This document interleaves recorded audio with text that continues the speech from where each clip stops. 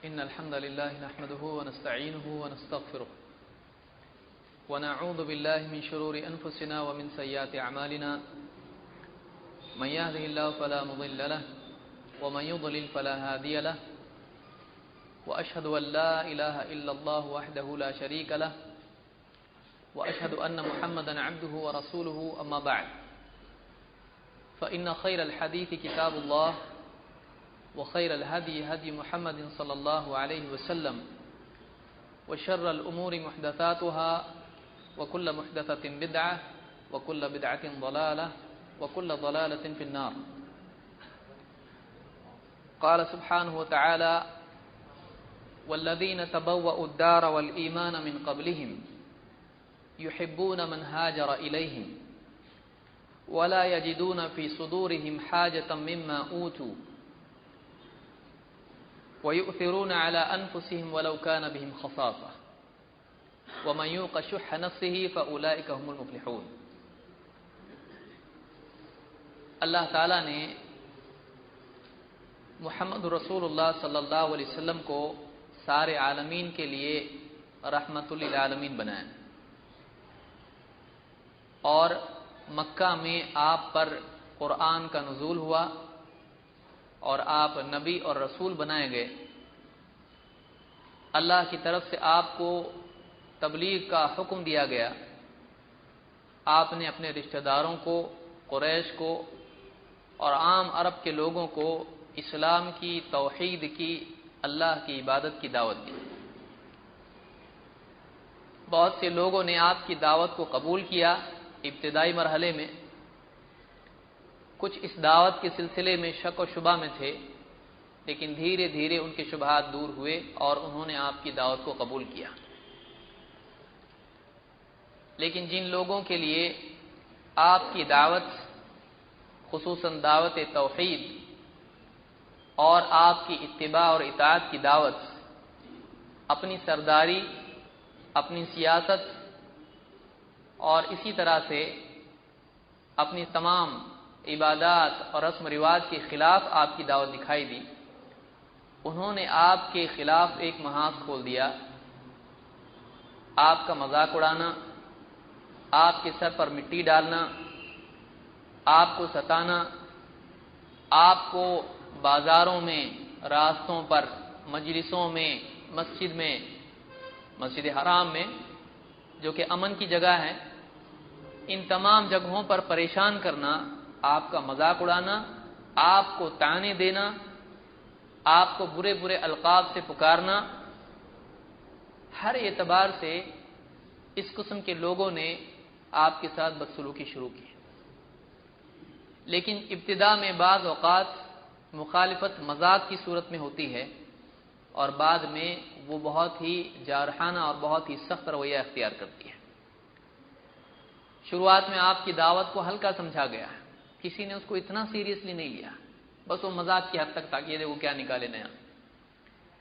لیکن دھیرے دھیرے جیسے ان کو محسوس ہونے لگا کہ اس دعوت کو قبول کرنے والے بڑھ رہے ہیں اور اس دعوت میں لوگوں کو مضبوطی محسوس ہو رہی ہے، تو ان کو یہ احساس پیدا ہوا کہ کہیں یہ پودا پیڑ نہ بن جائے. ان کی مخالفت مذاق سے نکل کر دشمنی تک پہنچ گئی اور انہوں نے ہر قسم کی تکلیف دینا اپنے لیے حلال بلکہ لازم کر لیا، اس لیے کہ ان کی جڑوں پر اس دعوت کی کلہاڑی چل رہی تھی. اللہ کے نبی صلی اللہ علیہ وسلم اور آپ کے صحابہ اور خصوصاً وہ صحابہ جن کا کوئی قبیلہ مکہ میں نہیں تھا، جن کا کوئی سپورٹر نہیں تھا، جن کا کوئی محافظ نہیں تھا، ایسے لوگوں کو مکہ کی گرم ریت میں، بازاروں میں اور جہاں موقع مل جاتا ان کو ہر طرح سے ستایا جاتا. گرم ریت پر لٹایا جاتا، زمین پر گھسیٹا جاتا، باندھ کے رکھا جاتا، مارا جاتا، زخمی کیا جاتا. اور مقصود صرف یہی تھا کہ یہ لوگ جو اسلام کے دائرے میں داخل ہوئے ہیں، یہ لوگ جنہوں نے محمد عربی صلی اللہ علیہ وسلم کا کلمہ پڑھا ہے، یہ لوگ اس کلمے سے پھر جائیں. اس لیے کہ باطل کے پاس طاقت ہوتی ہے، دلیل کی طاقت نہیں ہوتی ہے. جس کے پاس دلیل کی طاقت ہوتی ہے وہ بات کی بنیاد پر اپنی حقانیت کو منواتا ہے. لیکن جس کے پاس دلیل نہیں ہوتی ہے وہ ہاتھا پائی پہ آ جاتا ہے۔ یہاں صرف ہاتھا پائی کا معاملہ نہیں تھا بلکہ ایک طرفہ ظلم تھا، ہر طرح سے صحابہ کو ستایا گیا، خاص طور سے عمار بن یاسر، ان کے گھرانے کو، اور اسی طرح سے دوسرے حضرت بلال رضی اللہ تعالیٰ عنہ اور بہت سارے صحابہ ایسے تھے جو کمزور صحابہ تھے، ان کو ہر طرح سے ستایا گیا۔ اور یہ بات بڑھتے بڑھتے اللہ کے نبی صلی اللہ علیہ وسلم تک بھی پہنچی، آپ کے ساتھ بھی بدسلوکی کی جانے لگی، یہاں تک کہ آپ کو قتل کرنے کا ارادہ ان لوگوں نے کر لیا۔ اللہ تعالیٰ معاملات کے وقوع سے پہلے ان کو جانتا ہے، اور اللہ تعالیٰ اپنے خصوصی بندوں کو، خاص طور سے انبیاء کو جبکہ وعدہ بھی کیا ہے، بچانا خوب جانتا ہے۔ اللہ تعالیٰ نے اللہ کے نبی صلی اللہ علیہ وسلم کو مکہ سے نکل کر ایک ایسی زمین کی طرف جانے کی تاکید کی، حکم دیا، وحی کی، جس میں پہلے ہی سے بہت سارے ایسے لوگ تیار ہو چکے تھے جو اس نبوت کی ذمہ داری جو اللہ کے نبی صلی اللہ علیہ وسلم پر ڈالی گئی تھی، اس کا پوری طرح سے ساتھ دینے کے لیے پہلے ہی تیار ہو چکے تھے۔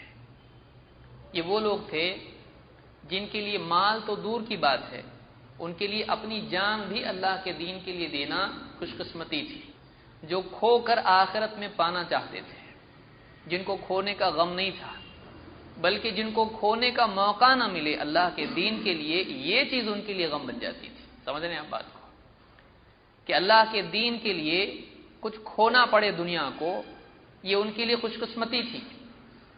لیکن اگر اللہ کے دین کے لیے کچھ کھونا نہ پڑے، اللہ کے دین کے لیے کچھ دے نہیں سکتے ہیں، خالی نہیں ہو سکتے ہیں، تو یہ ان کے لیے غم کی چیز بن جاتی تھی۔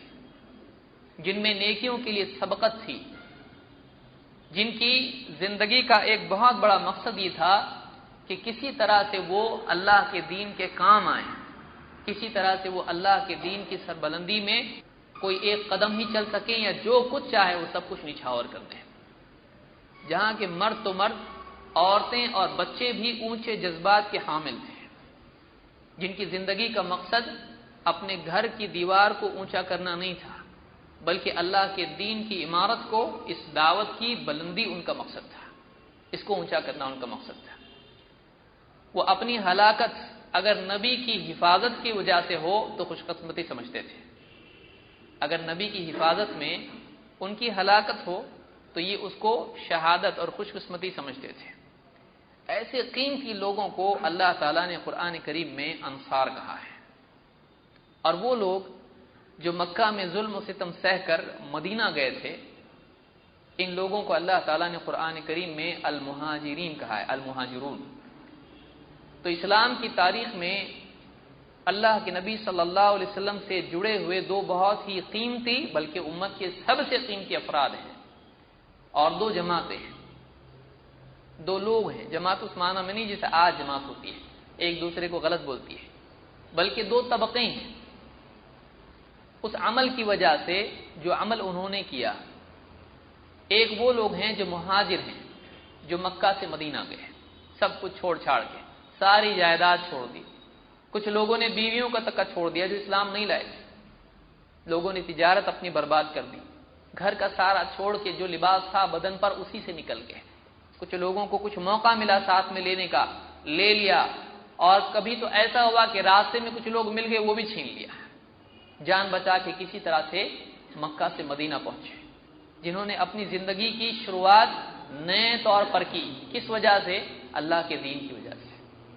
جو کوئی مسلسل فاقے میں رہے، کسی نے تجارت شروع کی، کسی نے اپنے آپ کو صفا کے لیے خاص کر دیا کہ وہیں دین سیکھیں گے، جو کھانے کو ملے گا کھائیں گے، نہیں ملے گا تو بھوکے سو جائیں گے، کیا مسئلہ ہے، لیکن علم کے بھوکے نہیں سوئیں گے۔ اللہ کے نبی صلی اللہ علیہ وسلم سے علم کو لیں گے، جسم کی بھوک چلے گی، کھانے کو نہیں ملے گا چلے گا، لیکن دین اگر نہیں سیکھنے ملے ہم یہ برداشت نہیں کر سکتے۔ ایسے لوگ بھی تھے۔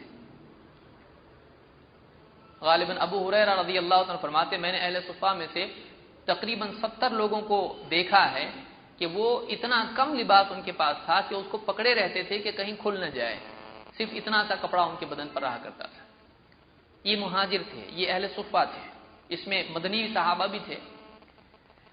اور دوسری جماعت وہ جنہوں نے اپنی ساری کمائی اور اپنی پونجی اسلام کے لیے نچھاور کر دی۔ مکہ سے آنے والے مہاجرین، ان کے لیے اپنے دل میں کوئی تنگی محسوس نہیں کی، یہ نہیں سوچا کہ کہاں سے یہ بوجھ آ گیا، ابھی یہ نہیں سوچا، بلکہ اس میں خوش قسمتی سمجھی کہ ہمارے پاس کچھ ایسا ہو جو ان کو پسند آ جائے، جو چاہیے وہ لے لو، ہماری جائیداد میں سے اور ہمارے پاس جو کچھ ہے اس میں سے جو چاہیے تم کو لو۔ انہوں نے اپنے لیے اس میں کبھی بخل نہیں کیا، ان مہاجرین کے لیے اپنے دل میں تنگی محسوس نہیں کی۔ یہ دو طبقے اسلامی تاریخ کے بہت ہی عمدہ اور اسوہ جس کو آپ کہیں، یہ ہمارے لیے نمونہ ہے۔ یہی وجہ ہے کہ اللہ کے نبی صلی اللہ علیہ وسلم نے اپنی ایک حدیث میں، جس کو امام البخاری نے روایت کیا اور دوسرے محدثین نے بھی، آپ نے فرمایا خیر الناس قرنی، سب سے بہترین لوگ وہ ہیں جو میرے دور کے ہیں، اللہ کے نبی صلی اللہ علیہ وسلم کے دور کے صحابہ، وہ افراد جن کو ہم صحابہ کہتے ہیں۔ ان میں علاقائی اعتبار سے ایک تو مکہ ہے جہاں دعوت کی ابتدا ہوئی، اور دوسرا علاقہ ہے جس کو ہم آج مدینہ کہتے ہیں۔ مدینہ کے لغوی معنی ڈکشنری میں اگر آپ دیکھیں تو شہر کے ہوتے ہیں، لیکن مدینہ جس کا نام پہلے یثرب ہوا کرتا تھا، اس کو مدینہ کر دیا گیا، تبدیل کر دیا گیا، اس کا نام آج بھی مدینہ اور قیامت تک مدینہ رہے گا۔ تو یہ وہ علاقہ ہے جہاں اسلام کی بنیادیں رکھی گئیں اور جہاں سے دعوت کو وہ قوت ملی کہ اس کے بعد اسلام پھیلتا ہی چلا گیا، اور اس کے بعد جو بھی رکاوٹیں اسلام کے پھیلنے میں آئیں، ان افراد نے جم کر ان رکاوٹوں کو دور کرنے میں اپنی ساری صلاحیت کو صرف کر دیا، اور اللہ تعالیٰ نے اتنا غلبہ دیا کہ پھر بادشاہوں کو بھی خط بھیج کر منوانا پڑا، جس نے مانا ٹھیک، نہیں مانا اللہ تعالیٰ نے اس کا کام کر دیا۔ تو یہاں پر آج ہمارے سامنے جو موضوع ہے، بعض لوگوں کو تھوڑا تعجب ہوا، بعض لوگوں نے پوچھا بھی یہ کیا موضوع ہے، فضائل مدینہ، ایسا بھی موضوع ہوتا ہے؟ بعض لوگ چونک گئے کہ یہ مدینہ، چل مدینہ، وہی تو نہیں ہے یہاں۔ یہ ہماری تاریخ کا یا اسلامی تعلیمات کا وہ حصہ ہے جو ماضی سے جڑا ہوا ہے، اور جس کے بارے میں صرف اتنا نہیں کہ وہ ماضی سے جڑا ہوا ہے، اس سے مستقبل بھی ہمارا جڑا ہوا ہے، جیسا کہ میں آگے آؤں گا۔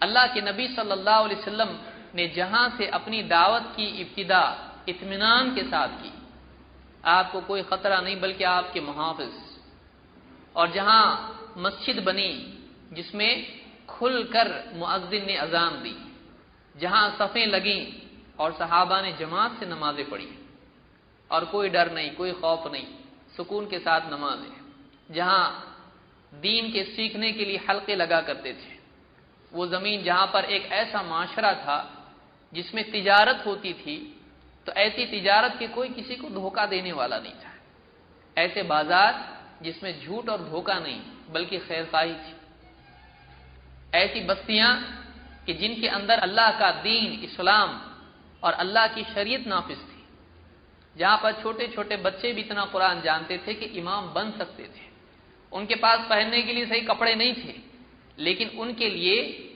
ان کے پاس اللہ کا دین اتنا تھا کہ وہ امام بننے کی صلاحیت رکھتے تھے۔ کئی روایتیں، اب میں اس میں جاؤں گا بہت لمبا ہو جائے گا۔ اس بستی کے اس اسوہ اور نمونہ جو بستی ہمارے لیے ہے، وہ کون سی بستی ہے؟ وہ اللہ کے نبی صلی اللہ علیہ وسلم کا مدینہ ہے۔ اس مدینہ کے بارے میں، مدینہ کے سلسلے میں اللہ کے نبی صلی اللہ علیہ وسلم کی بہت ساری حدیثیں ہیں جس کا تعلق اس دور سے بھی ہے اور آنے والے دور سے بھی ہے، اور اس جگہ کی کچھ خاص باتیں ہیں، خصوصیات ہیں جو دوسری جگہوں میں نہیں ہیں، اس لیے اس کو جاننا ضروری ہے۔ کوئی کہے کہ یہ ٹاپک کیسا ہے، تو ہم کہیں گے اس کی اہمیت کے لیے اتنا ہی سمجھنا کافی ہے کہ خود اللہ تعالیٰ نے قرآن میں اس کا ذکر کیا، اور اللہ کے نبی صلی اللہ علیہ وسلم کی حدیثیں اتنی زیادہ ہیں کہ ایک مستقل کتاب تقریباً 550 سے زیادہ صفحات پر ہے، اس میں سے پورا نکالنا پڑا ہے۔ میں تھوڑا نکال کے لایا ہوں آپ کے سامنے، بہت ہی چن کے یہ حدیث بخاری میں بھی ہے، مسلم میں بھی ہے، ترمذی میں بھی ہے۔ اب ان میں الفاظ کا فرق ہے، 3-4 حدیثوں میں سے پھر کون سی چننا، اس کو چنو۔ اس طرح سے چن چن کے مختصر ترین درس جو ہے اس کو کرنے کی میں نے کوشش کی، ورنہ تقریباً 500 سے زیادہ صفحات پر تو صرف ایک کتاب ہے۔ آپ اس کو سمجھ سکتے ہیں کہ اتنی ساری باتیں اس میں۔ مدینہ کی فضیلت کے سلسلے میں یہ بھی بات کافی ہے کہ امام البخاری رحمۃ اللہ علیہ نے اپنی صحیح البخاری میں خاص ایک کتاب، ایک حصہ، ایک فصل قائم کی ہے فضائل مدینہ پر، اور بعض علماء نے مستقلاً کتابیں اس پر لکھی ہیں۔ اور اس کی اہمیت اس اعتبار سے بھی ہے کہ قیامت کے قریب دین اگر ہوگا تو مدینہ میں ہوگا، یہ بھی بہت ضروری سمجھنا ہے۔ جب دجال کا دور آئے گا تو اس وقت میں مدینہ کی ایک خاص اہمیت ہوگی، ابھی وہ آیا نہیں وقت، اس لیے اس سے پہلے ہم کو یہ جاننا بھی ضروری ہے۔ یہ صرف ماضی کا حصہ نہیں ہے بلکہ ہمارے مستقبل کا بھی حصہ ہے، فیوچر کا بھی حصہ ہے۔ اسی لیے اس موضوع پر آج کے اس درس میں ہم اختصاراً گفتگو کریں گے۔ کوئی سوال یہ پوچھ سکتا ہے مکہ کیوں نہیں؟ بلا شبہ میرا ارادہ پہلے یہی تھا کہ مکہ اور مدینہ دونوں کو لیا جائے، لیکن اگر ایسا کیا جاتا تو آپ کو کل افطار تک یہاں بیٹھنا پڑتا، اس لیے دو میں سے ایک موضوع مجبوراً مجھ کو چننا پڑا۔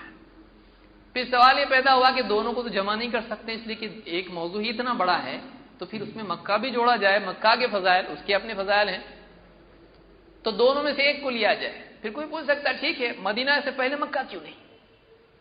اس لیے کہ پہلے تو وہاں سے شروعات ہوئی اسلام کی تاریخ، لیکن مکہ سے اتنی زیادہ چیزیں جڑی ہوئی ہیں کہ اگر ان سب کو بیان کرنے ہم شروع کریں تو بہت زیادہ وقت اس میں لگے گا، کیونکہ مدینہ کو شروع کیا جائے گا اللہ کے نبی صلی اللہ علیہ وسلم سے، لیکن مکہ کو شروع کرنے کے لیے ابراہیم علیہ السلام سے شروع کرنا پڑے گا، اور مکہ کے اطراف مکہ میں مسجد حرام ہے، اسی طرح سے مقام ابراہیم ہے، اور وہاں پر مینا ہے، اور کیا کچھ نہیں ہے، اتنی زیادہ چیزیں مکہ سے جڑی ہوئی ہیں، زمزم ہے اور کیا کچھ نہیں، کعبہ ہے۔ اب بتائیے کیا کیا کتنے وقت میں بیان کیا جا سکتا ہے، اس لیے میں نے مجبوراً مکہ کو بعد کے لیے رکھا ہوں کہ اس میں کئی درسوں میں، کئی دروس میں مکہ کی تاریخ، مکہ کے فضائل، اور اس میں ہر جز زمزم ہے یا کعبہ ہے، اس کو ایک ایک درس میں مستقل لیا جائے تاکہ طبیعت میں بھی سیری ہو، آدمی کو بھی اچھا لگے کہ ہاں پوری بات سامنے آئی۔ اور آج کے درس میں میں نے سمجھا کہ مناسب سمجھا کہ مدینہ کے بارے میں بتایا جائے تاکہ یہ دعوت کے لیے بھی ایک مناسب موضوع ہو جائے۔ بہت سارے لوگ یہ مانتے ہیں یہ لوگ نبی کے دشمن ہیں، یہ لوگ نبی کے گستاخ ہیں، یہ لوگ نبی سے محبت نہیں رکھتے، یہ بھولاپن ہے، غلط فہمی ہے۔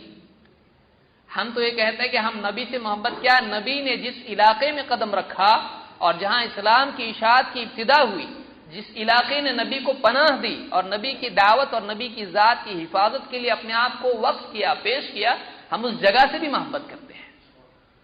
نبی صلی اللہ علیہ وسلم تو بہت اوپر کی بات ہے، ہم تو زمین سے محبت رکھتے ہیں جس سے خود اللہ کے نبی صلی اللہ علیہ وسلم نے محبت کا اظہار کیا، جیسا کہ آگے حدیث میں ذکر کروں۔ تو یہ موضوع ایسے ہمارے کچھ بھائی جو غلط فہمی کے اندھیرے میں پڑے ہوئے ہیں، ان کے سامنے یہ باتیں اگر آئیں تو ان کے دل میں بھی دعوت کے لیے ان کی زمین جو ہے دل کی نرم ہو سکتی ہے، ہم ان کو دے سکتے، لو سنو مدینہ کے فضائل، تو وہ آدمی جو ہے ہو سکتا ہے دعوت میں ہم سے قریب آئے۔ تو بہرحال اور بہت سارے لوگ جو مدینہ مدینہ کرتے ہیں ان کو اکثر کو مدینہ کے فضائل معلوم نہیں ہوتے ہیں، تو یہ بھی ہمارے لیے ایک مفید موضوع ہے۔ ہم کہیں ٹھیک ہے رک مدینہ سن مدینہ، اس کو بھی ایسا کہہ سکتے ہیں، تو وہ بھی سنیں گے بھائی ہم تو مدینہ مدینہ ہی بول رہے ہیں، ہم کو معلوم ہی نہیں مدینہ کے بارے میں کچھ، ہم کو صرف مدینہ کا نام معلوم ہے، لیکن یہ تو اور آگے پہنچے ہوئے تو مدینہ کے بارے میں اتنا بتا رہے ہیں کہ ہمارے آدمی نے بھی ہم کو نہیں بتایا اتنا۔ تو یہ جو ہے دعوت کی نسبت سے بھی ایک دل کو نرم کرنے والا موضوع آپ سمجھ کے چلیں، اس میں کوئی بریلویت نہیں ہے، اس کو یاد رکھیں۔ اس میں اللہ کے نبی صلی اللہ علیہ وسلم کی حدیثیں ہیں جس سے ہم استدلال کرتے ہیں، اور تقریباً حدیثیں میں نے بشری تقاضے کے تحت جتنا بھی ہو سکتا ہے، انسان جتنی بھی تحقیق کر سکتا ہے، میں نے اس میں کوئی ضعیف حدیث جمع نہیں کی ہے، یہ ساری صحیح یا حسن درجے کی روایتیں ہیں۔ اللہ تعالیٰ قرآن کریم میں فرماتا ہے وَالَّذِينَ تَبَوَّأُوا الدَّارَ وَالْإِيمَانَ مِنْ قَبْلِهِمْ، اور وہ لوگ جنہوں نے دار گھر کو کہتے ہیں، دار سے مراد علماء نے کہا یہ دار الہجرہ ہے، تو مدینہ کے ناموں میں سے ایک نام الدار بھی ہے جس کو قرآن میں ذکر کیا گیا، اس لیے محدثین نے الدار سے مراد کہا کہ یہاں پر گھر کو بسایا کا کیا مطلب ہے، وَالَّذِينَ تَبَوَّأُوا الدَّارَ وَالْإِيمَانَ مِنْ قَبْلِهِمْ، ان ہجرت کرنے والوں سے پہلے، من قبلہم، جن لوگوں نے الدار کو یعنی مدینہ کو بسایا اور ہموار کیا یہاں کی زمین کو نبی صلی اللہ علیہ وسلم کے آنے کے لیے، اور ایمان لائے ان کے آنے سے پہلے، والذین تبوؤا الدار والایمان من قبلہم یحبون من ہاجر الیہم، وہ اس بات کو پسند کرتے ہیں، ان لوگوں کو پسند کرتے ہیں جو ان کی طرف ہجرت کر کے آئے ہیں، ان لوگوں سے محبت رکھتے ہیں جو ہجرت کر کے ان کی طرف آئے ہیں۔ اشارہ کس کی طرف ہے؟ انصار کی طرف ہے۔ انصار صحابہ جنہوں نے مدینہ کو ہموار کیا، تیار کیا نبی صلی اللہ علیہ وسلم کی آمد کے لیے، اور صحابہ کے ہجرت کرنے سے پہلے، مہاجرین کے مدینہ میں آنے سے پہلے ایمان لا چکے تھے۔ یحبون من ہاجر الیہم، وہ ان سے بڑی محبت رکھتے ہیں جو ہجرت کر کے مدینہ آئے ہیں، یعنی صحابہ مہاجرین سے۔ ولا یجدون فی صدورہم حاجۃ مما اوتوا، اور جو مہاجرین صحابہ کو جو کچھ ملتا ہے، اللہ کے نبی صلی اللہ علیہ وسلم جو کچھ عطایا ان کو دیتے ہیں مہاجرین کو، ان کے مقابلے میں زیادہ اگر دیتے ہیں مہاجرین کو انصار کے مقابلے میں، تو اپنے دل میں اس سے کوئی حسد اور تنگی نہیں پاتے ہیں۔ ان کو ایسا نہیں لگتا کہ ہم نے اتنا کیا اسلام کے لیے، یہ باہر سے آئے اور ان کو زیادہ مل رہا ہے، ہم کو کم مل رہا ہے، ایسا کبھی وہ نہیں سوچتے ہیں۔ ولا یجدون فی صدورہم حاجۃ مما اوتوا، جو کچھ مہاجرین کو دیا جا رہا ہے اس سے اپنے دل میں کوئی تنگی اور حسد محسوس نہیں کرتے ہیں۔ وَيُؤْثِرُونَ عَلَىٰ أَنفُسِهِمْ وَلَوْ كَانَ بِهِمْ خَصَاصَةٌ، بلکہ ان کا حال تو یہ ہے کہ وہ اگرچہ خود تنگی میں ہو اپنے مقابلے میں دوسروں کو ترجیح دیتے ہیں۔ دوسرے کو ملا مجھ کو نہیں ملا یہ تو بہت دور کی بات ہے، ان کا حال تو یہ ہے کہ میرے پاس تھوڑا ہے، میرے اپنے لیے کافی نہیں ہے، اور اس کے پاس نہیں ہے تو میں اس کو دے دوں اور خود بھوکا رہ جاؤں، ان کا تو یہ حال ہے۔ وَيُؤْثِرُونَ عَلَىٰ أَنفُسِهِمْ وَلَوْ كَانَ بِهِمْ خَصَاصَةٌ، وہ اپنے اوپر دوسروں کو ترجیح دیتے ہیں چاہے ان کا اپنا معاملہ تنگ دستی کا کیوں نہ ہو۔ وَمَن يُوقَ شُحَّ نَفْسِهِ، اور جو نفس کی لالچ سے بچا لیا گیا، فَأُولَٰئِكَ هُمُ الْمُفْلِحُونَ، تو یہی لوگ ہیں جو کامیاب ہونے والے ہیں۔ یہ انصار کی فضیلت میں آنے والی آیت ہے، اور اللہ نے یہاں پر مدینہ کے ناموں میں سے ایک نام الدار کا ذکر کیا ہے۔ یہ واقعی گھر ہے جس کو گھر کہا جائے، کہ جہاں پر نبی کریم صلی اللہ علیہ وسلم نے بسیرا کر لیا۔ مکہ فتح ہونے کے بعد بھی آپ مکہ نہیں گئے، مکہ فتح ہو گیا لیکن اس کے بعد بھی آپ مکہ نہیں گئے، آپ مدینہ ہی میں رہے، وہیں آپ کی وفات ہوئی اور وہیں آپ کو دفن کیا گیا، جیسا کہ آگے ساری روایتیں آئیں گی۔ تو یہ وہ آیت ہے جس میں مدینہ کا نام الدار اللہ نے ذکر کیا ہے، اور مدینہ والوں کی فضیلت اللہ تعالیٰ نے بیان کی جن کو ہم انصار کہتے ہیں۔ یہ سورہ الحشر کی آیت نمبر 9 ہے۔ اب آئیے دیکھتے ہیں مدینہ کی فضیلت میں اللہ کے نبی صلی اللہ علیہ وسلم نے کیا کیا باتیں بیان کی ہیں، اس لیے کہ یہ ساری چیزیں سننے کے بعد ایسا محسوس ہوتا ہے کہ اتنی ساری باتیں صرف ایک علاقے کے بارے میں اللہ کے نبی صلی اللہ علیہ وسلم نے کہی، کتنی بڑی بات ہے۔ آئیے دیکھتے ہیں وہ کیا باتیں ہیں۔ اللہ کے نبی صلی اللہ علیہ وسلم فرماتے ہیں امرت بقریۃ تأکل القرى یقولون یثرب وہی المدینہ، اس حدیث کو امام البخاری اور مسلم دونوں نے روایت کیا ہے۔ آپ نے فرمایا مجھ کو ایک بستی کا حکم دیا گیا، امرت بقریۃ، ایک قریہ ایک بستی کا حکم مجھ کو دیا گیا، یعنی تم وہاں جاؤ وہاں رہو، ہجرت کا حکم دیا گیا، اللہ کی طرف سے آپ کو ہجرت کا حکم آیا۔ امرت بقریۃ تأکل القرى، ایک ایسی بستی جو باقی ساری بستیوں کو کھا جائے گی، ایک ایسی بستی جو باقی ساری بستیوں کو تأکل کا مطلب ہوتا ہے کھانا، یہ ساری بستیوں کو ہڑپ جائے گی، یعنی ساری بستیاں، جیسے کہتے ہیں نا موسیٰ علیہ السلام کا سانپ دیکھیے کیا کیا اس نے، جادوگروں کے جتنے سانپ تھے سب کو نگل لیا۔ تو یہ بستی جو ہے جتنے بھی اہل باطل ہیں، باقی سارے علاقے ہیں بڑے سے بڑے بادشاہ ہوں، یہ ایک بستی ایسی ہے کہ یہاں سے اسلام کی دعوت جب شروع ہوگی اور فتوحات کا سلسلہ جب شروع ہوگا تو سارے عالم میں جتنی بڑی سے بڑی بستیاں سب کو نکل جائے گی۔ تو اس کی فضیلت میں آپ نے کیا کہا، امرت بقریۃ، مجھ کو ایک ایسی بستی کا حکم دیا گیا ہے تأکل القرى، جو ساری بستیوں کو نگل جائے گی، یعنی ساری بستیاں مغلوب ہو جائیں گی۔ جیسے آدمی اپنی زبان میں کہتا ہے اس کو تو میں چبا جاؤں گا، اس کو تو کھا لوں گا میں، وہ نگل جائے گا اس کو، یعنی وہ مغلوب ہو جائے گا اس کے مقابلے میں۔ تو یہ بستی ساری بستیوں پر غالب آئے گی، اس کی خبر اللہ کے نبی صلی اللہ علیہ وسلم نے اپنے ہی دور میں دی تھی، اور یہ بات آپ دیکھیں یہ آپ صلی اللہ علیہ وسلم کے معجزات میں سے ہے۔ کیوں؟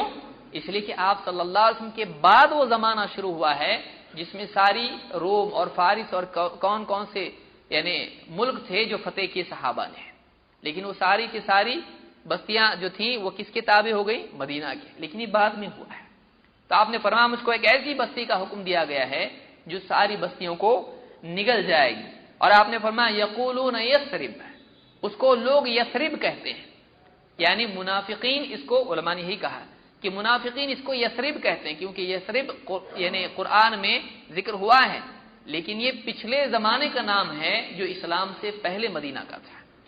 یثرب کا لفظ ہوتا ہے، یثرب تثریب سے ہے، تثریب کے معنی ہوتے ہیں ملامت، کسی کو ملامت کرتے ہیں برا ہے یہ تو تثریب کے معنی ملامت کے ہوتے ہیں۔ تو اس بستی کا نام کیا تھا؟ یثرب۔ اللہ نے اس نام کو ہٹا دیا اور اس کا نام کیا دیا گیا؟ مدینہ۔ اس کا نام طابہ، اس کا نام طیبہ دیا، اور بھی نام علماء نے ذکر کیے، اس کا وقت نہیں ہمارے پاس۔ تو اس کا نام مدینہ رکھا گیا۔ مدینہ علماء نے کہا مدینہ لفظ بنا ہے دانا سے، دانا کے معنی ہوتے ہیں فرما برداری۔ تو یہ وہ بستی ہے جو نبی صلی اللہ علیہ وسلم کے آنے سے پہلے آپ کے دین کے لیے فرما بردار ہو چکی تھی، اس لیے اس کا نام کیا رکھا گیا؟ مدینہ۔ مدینہ دانا یدین سے ہے، تو یہ یعنی اس کے معنی ہوتے ہیں فرما بردار ہونے کے اور یعنی ماتحت ہونے کے، اس اعتبار سے اس کا نام کیا دیا گیا؟ مدینہ۔ آپ نے فرمایا یقولون یثرب، لوگ اس کو یثرب کہتے ہیں، وہی المدینہ، لیکن وہ اصل میں کیا ہے؟ وہ مدینہ ہے۔ تو یثرب کہنا علماء نے کہا صحیح نہیں ہے مدینہ کو۔ آج اگر کوئی مدینہ کو یثرب کہتا ہے تو یہ اس کے لیے صحیح نہیں ہے۔ قرآن میں بھی یہ جو نام آیا ہے یہ دوسرے لوگوں کا قول ذکر کرتے ہوئے آیا ہے کہ لوگ یثرب کے بارے میں ایسا کہتے ہیں، تو یعنی لوگوں کا قول ذکر کیا گیا، اللہ نے اس کو یثرب نہیں کہا ہے، اس لیے آج کوئی یثرب مدینہ کو نہ کہے، علماء نے یہ بھی بات کہی ہے۔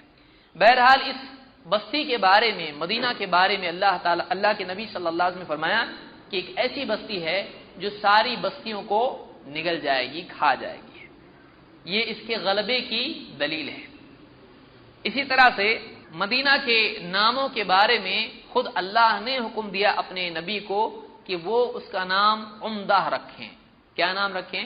طابہ اور طیبہ۔ مثال کے طور پر مسلم کی حدیث ہے، کتاب الحج میں امام مسلم نے اس کو نقل کیا ہے۔ آپ فرماتے ہیں، اللہ کے نبی صلی اللہ علیہ وسلم فرماتے ہیں ان اللہ تعالی سمى المدینہ طابہ، اللہ تعالی نے مدینہ کا نام طابہ رکھا ہے۔ طابہ کا مطلب، طابہ لفظ طیب سے ہے، بعض علماء نے کہا اس کا لفظ بنا ہے طیب سے۔ طابہ کا لفظ دو الفاظ، دو روٹ اس کے ہیں، ایک ہے طیب، طیب کے معنی ہوتے ہیں خوشبو، اور دوسرا لفظ ہے طیب۔ طیب سے جو ہے، طیب کا مطلب ہوتا ہے ایکسلنٹ، عمدہ، اعلیٰ ترین، اور علماء نے کہا دونوں بھی نام مدینہ پہ فٹ ہوتے ہیں۔ تو اللہ تعالیٰ نے ان اللہ تعالی سمى المدینہ طابہ، اللہ نے مدینہ کا نام کیا رکھا ہے؟ طابہ۔ یہ عمدہ ہے، یہ خوشبو والا ہے، خوشبو سے آدمی کی مزاج میں ایک دم راحت پیدا ہوتی ہے، تو مدینہ کا نام طابہ اللہ تعالیٰ نے رکھا ہے کہ یہ عمدہ ہے، یہ ایک دم ایکسیلنٹ علاقہ ہے۔ اس کو امام مسلم نے روایت کیا ہے۔ اسی طرح سے طبرانی کی روایت میں الکبیر میں امام طبرانی نے اس کو روایت کیا ہے، اللہ کے نبی صلی اللہ علیہ وسلم فرماتے ہیں ان اللہ امرنی ان اسمی المدینۃ طیبہ، کہ اللہ نے مجھ کو حکم دیا ہے، خود اللہ نے مجھ کو حکم دیا ہے کہ میں مدینہ کا نام طیبہ رکھوں، طیبہ نہیں ہے، طیبہ کا لفظ حدیث میں آیا ہے کہ مدینہ کا نام کیا رکھوں میں؟ طیبہ۔ طیبہ کا لفظ بھی طابہ سے جڑا ہوا ہے، اس کا بھی مطلب وہی ہوتا ہے پاکیزہ، عمدہ، خوشبو والا۔ اس کو امام طبرانی نے روایت کیا ہے۔ تو خود اللہ تعالیٰ نے اپنے نبی کو حکم دیا کہ مدینہ کا نام ہی رکھو، اس کا نام طابہ رکھو، اس کا نام طیبہ رکھو، اس کا نام عمدہ اور خوشبو والا رکھو۔ مدینہ حرم ہے۔ تیسری بات، تقریباً میرے پاس 27 پوائنٹس ہیں۔ تیسری چیز مدینہ کے بارے میں، مدینہ حرم ہے۔ حرم کا مطلب کیا ہوتا ہے؟ یہاں پر قتل و غارت گری کرنا حرام ہے، یہاں تک کہ جانور کو قتل کرنا بھی حرام ہے، یہاں تک کہ پیڑ کے پتے وغیرہ توڑنا، پیڑ کی شاخیں توڑنا وہ بھی جائز نہیں ہے۔ یعنی مدینہ کے بارے میں اتنا معاملہ ہے، یہ حرم ہے، یہاں امن کی جگہ ہے، یہ امن ہے، یہاں ہر چیز کے لیے امن ہے، یہاں تک کہ انسان، جانور اور پیڑ پودوں کے لیے بھی یہاں پر امن ہے، یہ حرم ہے، اس کو حرم کہا جاتا ہے۔ اللہ کے نبی صلی اللہ علیہ وسلم نے فرمایا ان ابراہیم حرم مکہ، ابراہیم علیہ السلام نے مکہ کو حرم قرار دیا۔ ابراہیم علیہ السلام اللہ کے نبی صلی اللہ علیہ وسلم کے اجداد میں سے ہیں اور نبی اور رسول تھے اللہ کے۔ آپ نے فرمایا ان ابراہیم حرم مکہ، ابراہیم علیہ السلام نے مکہ کو حرم قرار دیا۔ وَإِنِّي حَرَّمْتُ الْمَدِينَةَ مَا بَيْنَ لَابَتَيْهَا، اور میں مدینہ کو حرم قرار دے رہا ہوں۔ ابراہیم علیہ السلام نے مکہ کو حرم بنایا اور میں مدینہ کو بھی حرم بنا رہا ہوں۔ لا يقطع عضاؤها، مدینہ کی کوئی پیڑ اکھیڑا نہیں جائے گا، کوئی پیڑ اس کو کاٹا نہیں جائے گا۔ ولا يصاد صيدها، اور نہ مدینہ میں کسی جانور کا شکار کیا جائے گا۔ یعنی اللہ کے نبی صلی اللہ علیہ وسلم نے مکہ کی طرح مدینہ کو بھی حرم قرار دیا ہے۔ یہاں پر کسی انسان کے لیے جائز نہیں کہ وہ کسی دوسرے انسان یا جانور یا پیڑ کے لیے خطرہ بنے، اس کے لیے صحیح نہیں ہے۔ اس کو امام مسلم نے روایت کیا ہے۔ اسی طرح سے اللہ کے نبی صلی اللہ علیہ وسلم نے ایک حدیث میں، جس کو امام البخاری اور مسلم دونوں نے روایت کیا، آپ نے فرمایا المدینۃ حرم، المدینۃ حرم، مدینہ حرم ہے، ما بین عیر الی ثور، آپ نے فرمایا عیر سے لے کر ثور تک بیچ کا جتنا حصہ ہے، یہ دو پہاڑ ہیں، عیر بھی ایک پہاڑ ہے مدینہ میں اور ثور بھی ایک باؤنڈریز میں پہاڑ ہے۔ عیر سے لے کر ثور تک پورا مدینہ کیا ہے؟ حرم ہے۔ اس میں کوئی آدمی کوئی ایسی حرکت نہیں کر سکتا ہے جو اس حرمت کے خلاف ہو، اس میں امن ہونا ضروری ہے۔ اس کو بخاری مسلم دونوں نے روایت کیا ہے۔ چوتھی چیز، اللہ کے نبی صلی اللہ علیہ وسلم نے مدینہ کے لیے خصوصی طور پر برکت کی دعا کی ہے۔ مدینہ کے لیے اب دیکھتے چلے جائیے ابھی مدینہ کا کیا کیا آ رہا ہے۔ خصوصی طور پر مدینہ کے لیے برکت کی دعا اللہ کے نبی صلی اللہ علیہ وسلم نے کی ہے۔ ابو ہریرہ رضی اللہ تعالیٰ فرماتے ہیں کان الناس اذا رأوا اول الثمر جاءوا به الى النبي صلی اللہ علیہ وسلم، لوگ اللہ کے نبی صلی اللہ علیہ وسلم کے زمانے میں جب نیا پھل آتا اس پھل کو لے کر اللہ کے نبی صلی اللہ علیہ وسلم کی خدمت میں حاضر ہوتے ہیں۔ فَإِذَا أَخَذَهُ رَسُولُ اللَّهِ صلی اللہ علیہ وسلم، جب آپ اس پھل کو لیتے، جب نیا پھل آتا آپ کے پاس لایا جاتا، جب آپ اس کو لیتے آپ کہتے اللہم بارک لنا فی ثمرنا وبارک لنا فی مدینتنا، آپ کہتے اے اللہ ہمارے پھل میں برکت دے، اے اللہ ہمارے مدینہ میں برکت دے، ہمارے مدینہ میں، ہمارا مدینہ، اللہ کے نبی صلی اللہ علیہ وسلم کہہ رہے ہیں اے اللہ ہمارے پھل میں برکت دے اور ہمارے مدینہ میں برکت دے۔ وبارک لنا فی صاعنا وبارک لنا فی مدنا، 4 مد کا ایک صاع ہوتا ہے، اور ایک مد جو ہے آپ اس طرح سے دونوں ہتھیلیوں میں اگر اناج لیتے ہیں تو یہ کیا ہوتا ہے؟ ایک مد ہوتا ہے۔ ایسے 4 اگر آپ کریں تو یہ ایک صاع ہو جاتا ہے۔ اور وہ پیمانہ تھا اس زمانے کا، جیسا ہمارے یہاں لیٹر ہوتا ہے، یا اس طرح سے کئی جس کو کہتے ہیں آپ ناپ تول سے دیتے ہیں بھر کے برتن میں، تو وہاں پر صاع اور مد ہوا کرتا ہے۔ تو آپ نے کہا اے اللہ ہمارے صاع میں برکت دے، ہمارے مد میں برکت دے۔ اللہم ان ابراہیم عبدک وخلیلک، اے اللہ ابراہیم علیہ السلام تیرے بندے تھے اور تیرے خلیل تھے، ونبیک اور تیرے نبی تھے، تیرے بندے تیرے خلیل، خلیل یعنی قریبی دوست، اور تیرے نبی تھے۔ وانی عبدک ونبیک، اور اللہ میں تیرا بندہ ہوں اور تیرا نبی ہوں۔ وانہ دعاک لمکہ، اے اللہ ابراہیم علیہ السلام نے تجھ سے مکہ کے لیے دعا کی تھی۔ وانی ادعوک للمدینۃ بمثل، اور میں ویسی ہی دعا مدینہ کے لیے کر رہا ہوں۔ کیا دعا تھی آگے آئیں گے ہم اس میں۔ وانہ دعاک لمکہ، اے اللہ ابراہیم علیہ السلام نے مکہ کے لیے دعا کی تھی۔ وانی ادعوک للمدینۃ بمثل، اور میں ویسی ہی دعا مدینہ کے لیے کر رہا ہوں۔ ما دعاک لمکہ ومثلہ معہ، یعنی ابراہیم علیہ السلام نے جیسی مکہ کے لیے دعا کی تھی ویسی اور ایک گنا اور ڈبل دعا میں کس کے لیے کر رہا ہوں؟ مدینہ کے لیے۔ قال ثم يدعو اصغر ولید له فيعطيه ذلك الثمر، پھر آپ جو سب سے چھوٹا بچہ آپ کی مجلس میں ہوتا اس بچے کو بلاتے اور وہ جو پھل آیا تھا آپ کے ہاتھ میں اس کو دے دیتے کھانے کے لیے، کیونکہ بچوں کی جان کھانے کی چیز میں زیادہ ہوتی ہے۔ آپ کیا بولے، آپ کے ہاتھ میں چاکلیٹ ہو اور آپ اس کے سامنے بیان کیجیے بچے کے سامنے کچھ بھی، تو بچہ آپ کو ہاں ہاں کہے گا، لیکن اس کو پورا دھیان چاکلیٹ پہ ہوگا۔ تو آپ اپنی مجلس میں جو چھوٹا بچہ سب سے ہوتا اس کو بلاتے اور پھل اس کو دیتے کھانے کے لیے۔ یہ ادب تھا اور بچوں سے شفقت تھی اللہ کے نبی صلی اللہ علیہ وسلم کی۔ ہمارا حال تو ہے کہ بچے دیکھتے ہی گھر والے بھی بھاگ جاتے ہیں، ارے ابو آئے گھر کے اندر۔ اللہ کے نبی صلی اللہ علیہ وسلم بڑے شفیق تھے دشمنوں کے لیے بھی۔ اس کو امام مسلم نے روایت کیا ہے، یہ حدیث مسلم کی ہے۔ ایک اور روایت اس سے پہلے ہم دیکھیں گے کہ اگلی حدیث سے پہلے کہ وہ کون سی دعا تھی جو ابراہیم علیہ السلام نے اللہ تعالیٰ سے کی تھی۔ قرآن کریم میں سورہ البقرہ آیت نمبر 126 میں اللہ تعالیٰ نے ابراہیم علیہ السلام کی دعا کا ذکر کیا ہے۔ اللہ تعالیٰ فرماتا وَإِذْ قَالَ إِبْرَاهِيمُ رَبِّ اجْعَلْ هَذَا بَلَدًا آمِنًا، اور جب ابراہیم نے کہا اے میرے رب، ربی اجعل هذا بلدا آمنا، اس شہر کو، اس زمین کو، اس علاقے کو امن کا علاقہ بنا، یعنی کون سا علاقہ؟ مکہ۔ مکہ کے لیے امن کی دعا ابراہیم علیہ السلام نے کی۔ وَارْزُقْ أَهْلَهُ مِنَ الثَّمَرَاتِ مَنْ آمَنَ مِنْهُمْ بِاللَّهِ وَالْيَوْمِ الْآخِرِ، اور جو اللہ اور آخرت کے دن پر ایمان لائے، وَارْزُقْ أَهْلَهُ، اس کے اہل کو، اس علاقے میں رہنے والوں کو، یعنی ان لوگوں کے لیے جو اللہ اور آخرت پر ایمان لاتے ہیں ان کے لیے وَارْزُقْ أَهْلَهُ مِنَ الثَّمَرَاتِ، ان کے لیے پھلوں میں خوب برکت دے، ان کی پیداوار میں خوب برکت دے۔ یہ دعا کس نے کی ہے؟ دو دعائیں ہیں، ایک امن اور دوسرے پیداوار میں برکت کی دعا کس نے کی؟ ابراہیم علیہ السلام نے۔ اللہ کے نبی صلی اللہ علیہ وسلم نے اس سے زیادہ دعا کی مدینہ کے لیے۔ آپ نے کیا کہا؟ بخاری اور مسلم کی حدیث میں آپ نے فرمایا اللہم اجعل بالمدینۃ ضعفی ما جعلت بمکہ من البرکہ، اے اللہ مکہ میں جو تو نے برکت دی ہے اس کی ڈبل برکت مدینہ میں دے۔ یہ اللہ کے ضعفی یعنی اس کے دو گنا، اس کے دگنا برکت کہاں دے؟ تو مدینہ میں دے۔ یہ اللہ کے نبی صلی اللہ علیہ وسلم نے مدینہ کے لیے دعا کی ہے، برکت کی۔ پانچویں چیز، مدینہ میں رہنا خیر ہے۔ یہ اللہ کے نبی صلی اللہ علیہ وسلم نے فرمایا، خصوصاً دو یا آپ تین بھی کہیں ادوار میں۔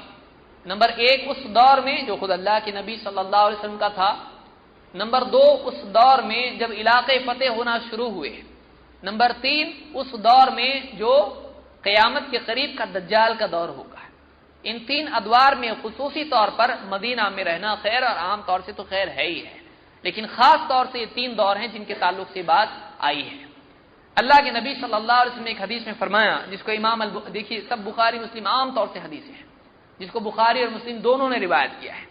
آپ نے فرمایا تفتح الیمن فیاتی قوما یبسون، یمن فتح ہوگا، یمن فتح ہوگا، پھر کچھ لوگ آئیں گے اپنے گھر والوں کو بتانے کے لیے، یا ہانکتے ہوئے، یبسون کی بھی روایت ہے، یبسون بھی علماء نے کہا یبسون سے مراد دوسرے علاقے جو باہر کے ہیں جن کی بہت ساری ہریالی دیکھ کے وہ آئے ہیں اور اپنے گھر والوں کو لے جانا چاہتے وہاں پر، تو اس کو لے جانے کے لیے وہ مدینہ میں آئیں گے۔ یعنی علماء نے کہا یزینون لاہلہم البلد التی یقصدونہا، مدینہ میں آئیں گے، مدینہ والوں کو بتائیں گے وہاں وہ علاقہ بہت بھاری ہے، وہاں پہ کیا کیا ہے، تو مدینہ والوں کو رغبت دلاتے ہوئے مدینہ میں آئیں گے۔ تفتح الیمن فیاتی قوما یبسون فیتحملون باہلیہم ومن اطاعہم، آپ نے فرمایا مدینہ لوگ آئیں گے، یمن جب فتح ہوگا تو یہ آنے والے اپنے گھر والوں کو جو مدینہ میں ہوں گے، باہر کے علاقے یمن وغیرہ اس کے بارے میں اچھی خبر دیں گے کہ ارے وہاں پر بہت اچھی اچھی چیزیں ہیں، چلو، ان کو لے جانے کے لیے آئیں گے۔ آپ نے فرمایا والمدینۃ خیر لہم لو کانوا یعلمون، لیکن مدینہ ان کے لیے زیادہ بہتر ہوگا کاش کہ وہ جانتے ہیں، یعنی مدینہ سے لے جانے کے لیے آئیں گے لیکن مدینہ ان کے لیے زیادہ بہتر ہوگا ان دوسرے علاقوں سے جس میں وہ لے جانے کے لیے آئیں گے۔ وَتُفْتَحُ الشَّامُ فَيَأْتِي قَوْمًا يُبِسُّونَ، پھر شام فتح ہوگا، شام سیریا کو کہتے ہیں، شام فتح ہوگا، لوگ آئیں گے اپنے گھر والوں کو بتائیں گے شام کتنا اچھا ہے اور لے جانے کی کوشش کریں گے۔ فَيَتَحَمَّلُونَ بِأَهْلِهِمْ وَمَنْ أَطَاعَهُمْ، تو پھر اپنے گھر والوں کو اور جو ان کی مانے گا ان کو لے جائیں گے شام کو. اور آپ نے کیا فرمایا؟ والمدینۃ خیر لهم لو كانوا يعلمون. لیکن اس وقت ان کے لیے مدینہ بہتر ہوگا اگر وہ اس کو جانتے ہیں. کاش کہ وہ اس بات کو جانتے کہ مدینہ اچھا ہوگا، مدینہ جانا نہیں چاہیے مدینہ چھوڑ کر. وتفتح العراق، پھر عراق بھی فتح ہوگا. فیاتی قوم یبسون، پھر لوگ آئیں گے اپنے گھر والوں کو خوشخبری دینے کے لیے، لے جانے کے لیے. فیتحملون باہلہم ومن اطاعہم، اور پھر لے جائیں گے جو ان کی مانے گا اپنے گھر والوں میں سے ان کو عراق لے جائیں گے. والمدینۃ خیر لهم لو كانوا يعلمون، لیکن مدینہ ان کے لیے بہتر ہوگا کاش کہ وہ اس بات کو جانتے ہیں. یہ بخاری مسلم کی حدیث ہے. اللہ کے نبی صلی اللہ علیہ وسلم نے فتوحات کے دور میں یہ بتایا کہ مدینہ بہتر کی اس زمانے کی بات نہیں ہے. آپ نے فرمایا ایسا ہوگا، اس دور میں مدینہ بہتر ہوگا ان لوگوں کے لیے کاش کہ وہ اس بات کو جانتے ہیں. نمبر 6، مدینہ میں پہنچنے والی تکلیف پر جو صبر کرتا ہے اس کے لیے خصوصی فضیلت ہے.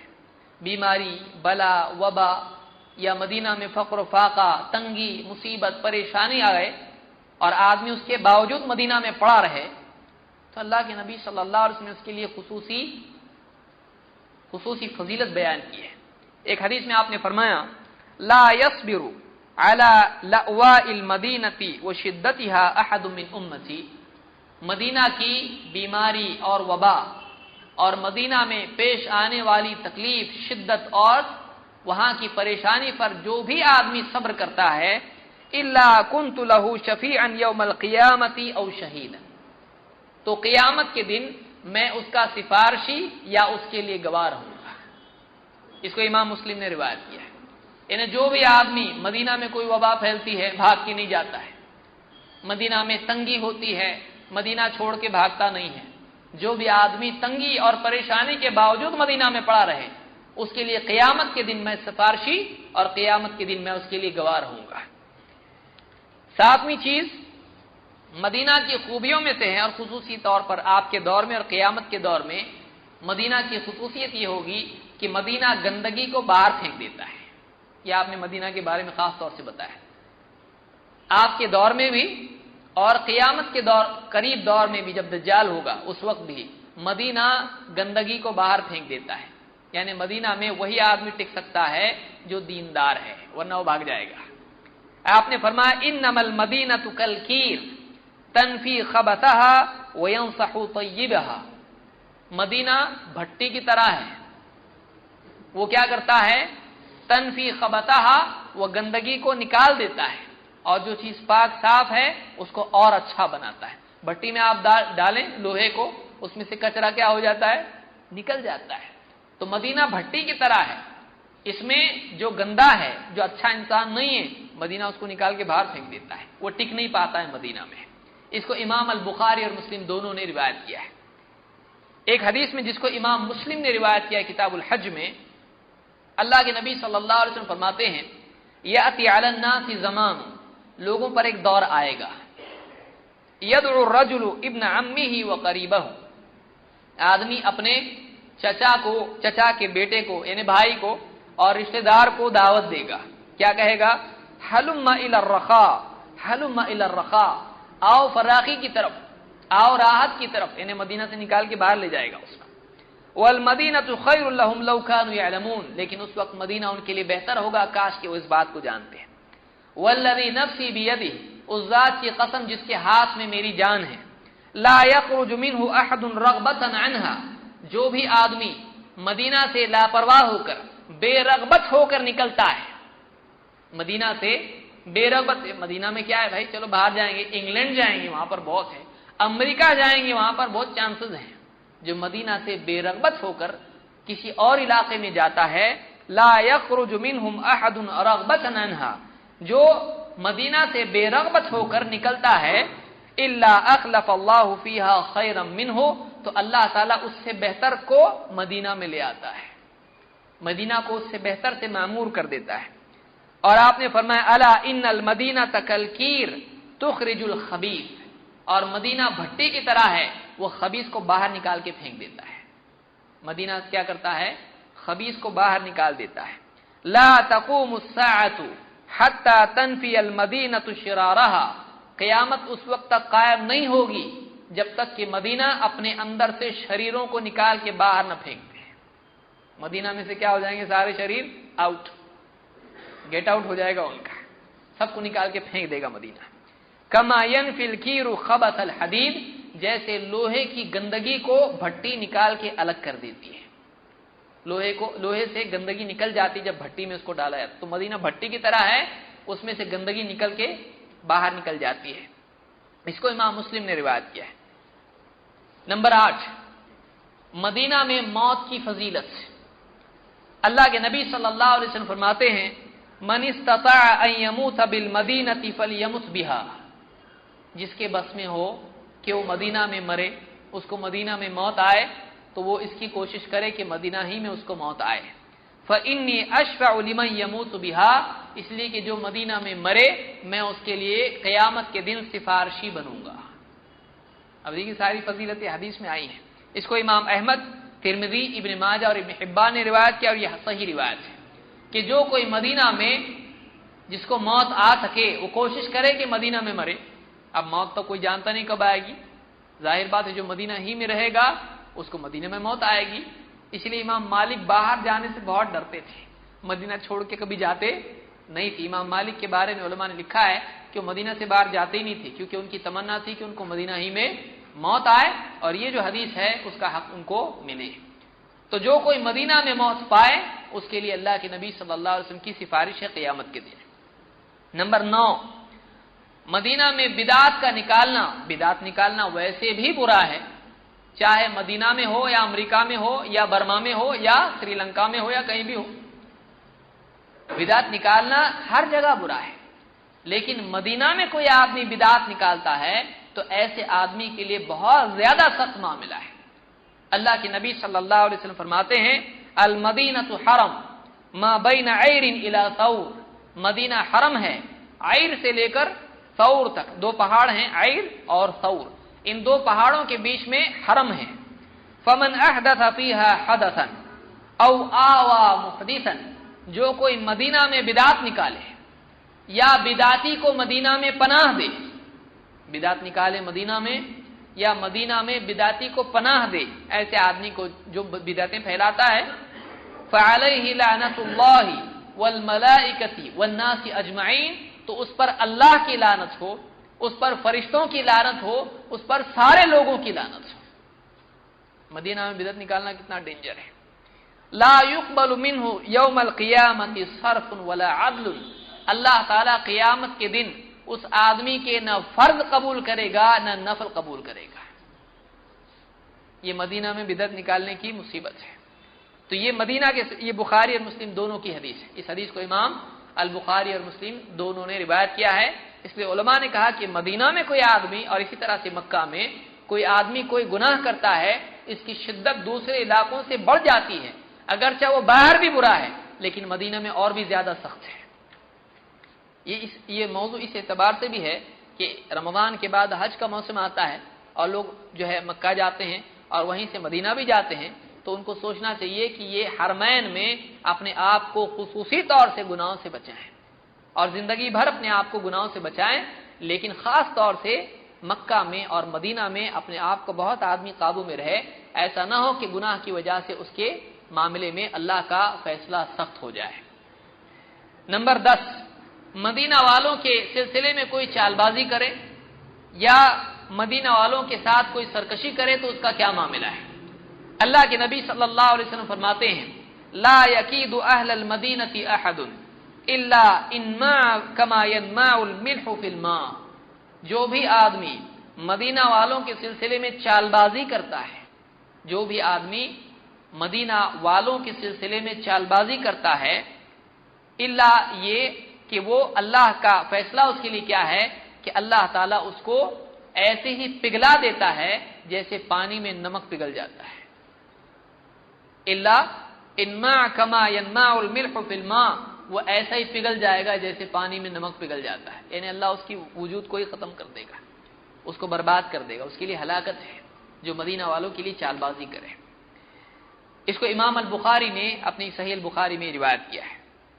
اب وہ لوگ بھی سوچیں جو کہتے ہیں کہ سارے وہاں کے کافر جو ہے کفر کے فتووں کی گن مشین بھی بعض لوگوں نے شروع کی ہے، حرمین میں سب کافر ہیں، وہ کافر ہے، وہ کافر ہے، سب کافر ہیں، تم کیا کرو اجمیر جاؤ، وہاں 7 طواف کر لو، تمہارا حج ہو جائے گا۔ ایسے بھی لوگ ہیں نا۔ اب وہ سوچیں کہ کیا ہے، ان حدیثوں کا کیا کریں گے، نبی کا دامن نہیں چھوڑیں گے، اب یہ کیا ہے، اس کو کیوں چھوڑے؟ اللہ کے نبی صلی اللہ علیہ وسلم کی خاص اس کے بارے میں تاکید ہے۔ قال صلی اللہ علیہ وسلم، ایک حدیث میں یہ بھی آپ نے فرمایا، من اراد اہل المدینہ بسوء، جو مدینہ والوں کے لیے برائی کا ارادہ کرے، جو مدینہ والوں کے لیے برائی کا ارادہ کرے، اذابہ اللہ کما یذوب الملح فی الماء، اللہ تعالیٰ اس کو ایسے ہی گھلا دے گا جیسے پانی میں نمک کو گھلا دیتا ہے، اللہ تعالیٰ اس کو گھلا دے گا، اس کو برباد کر دے گا۔ اس کو بھی امام مسلم نے روایت کیا ہے۔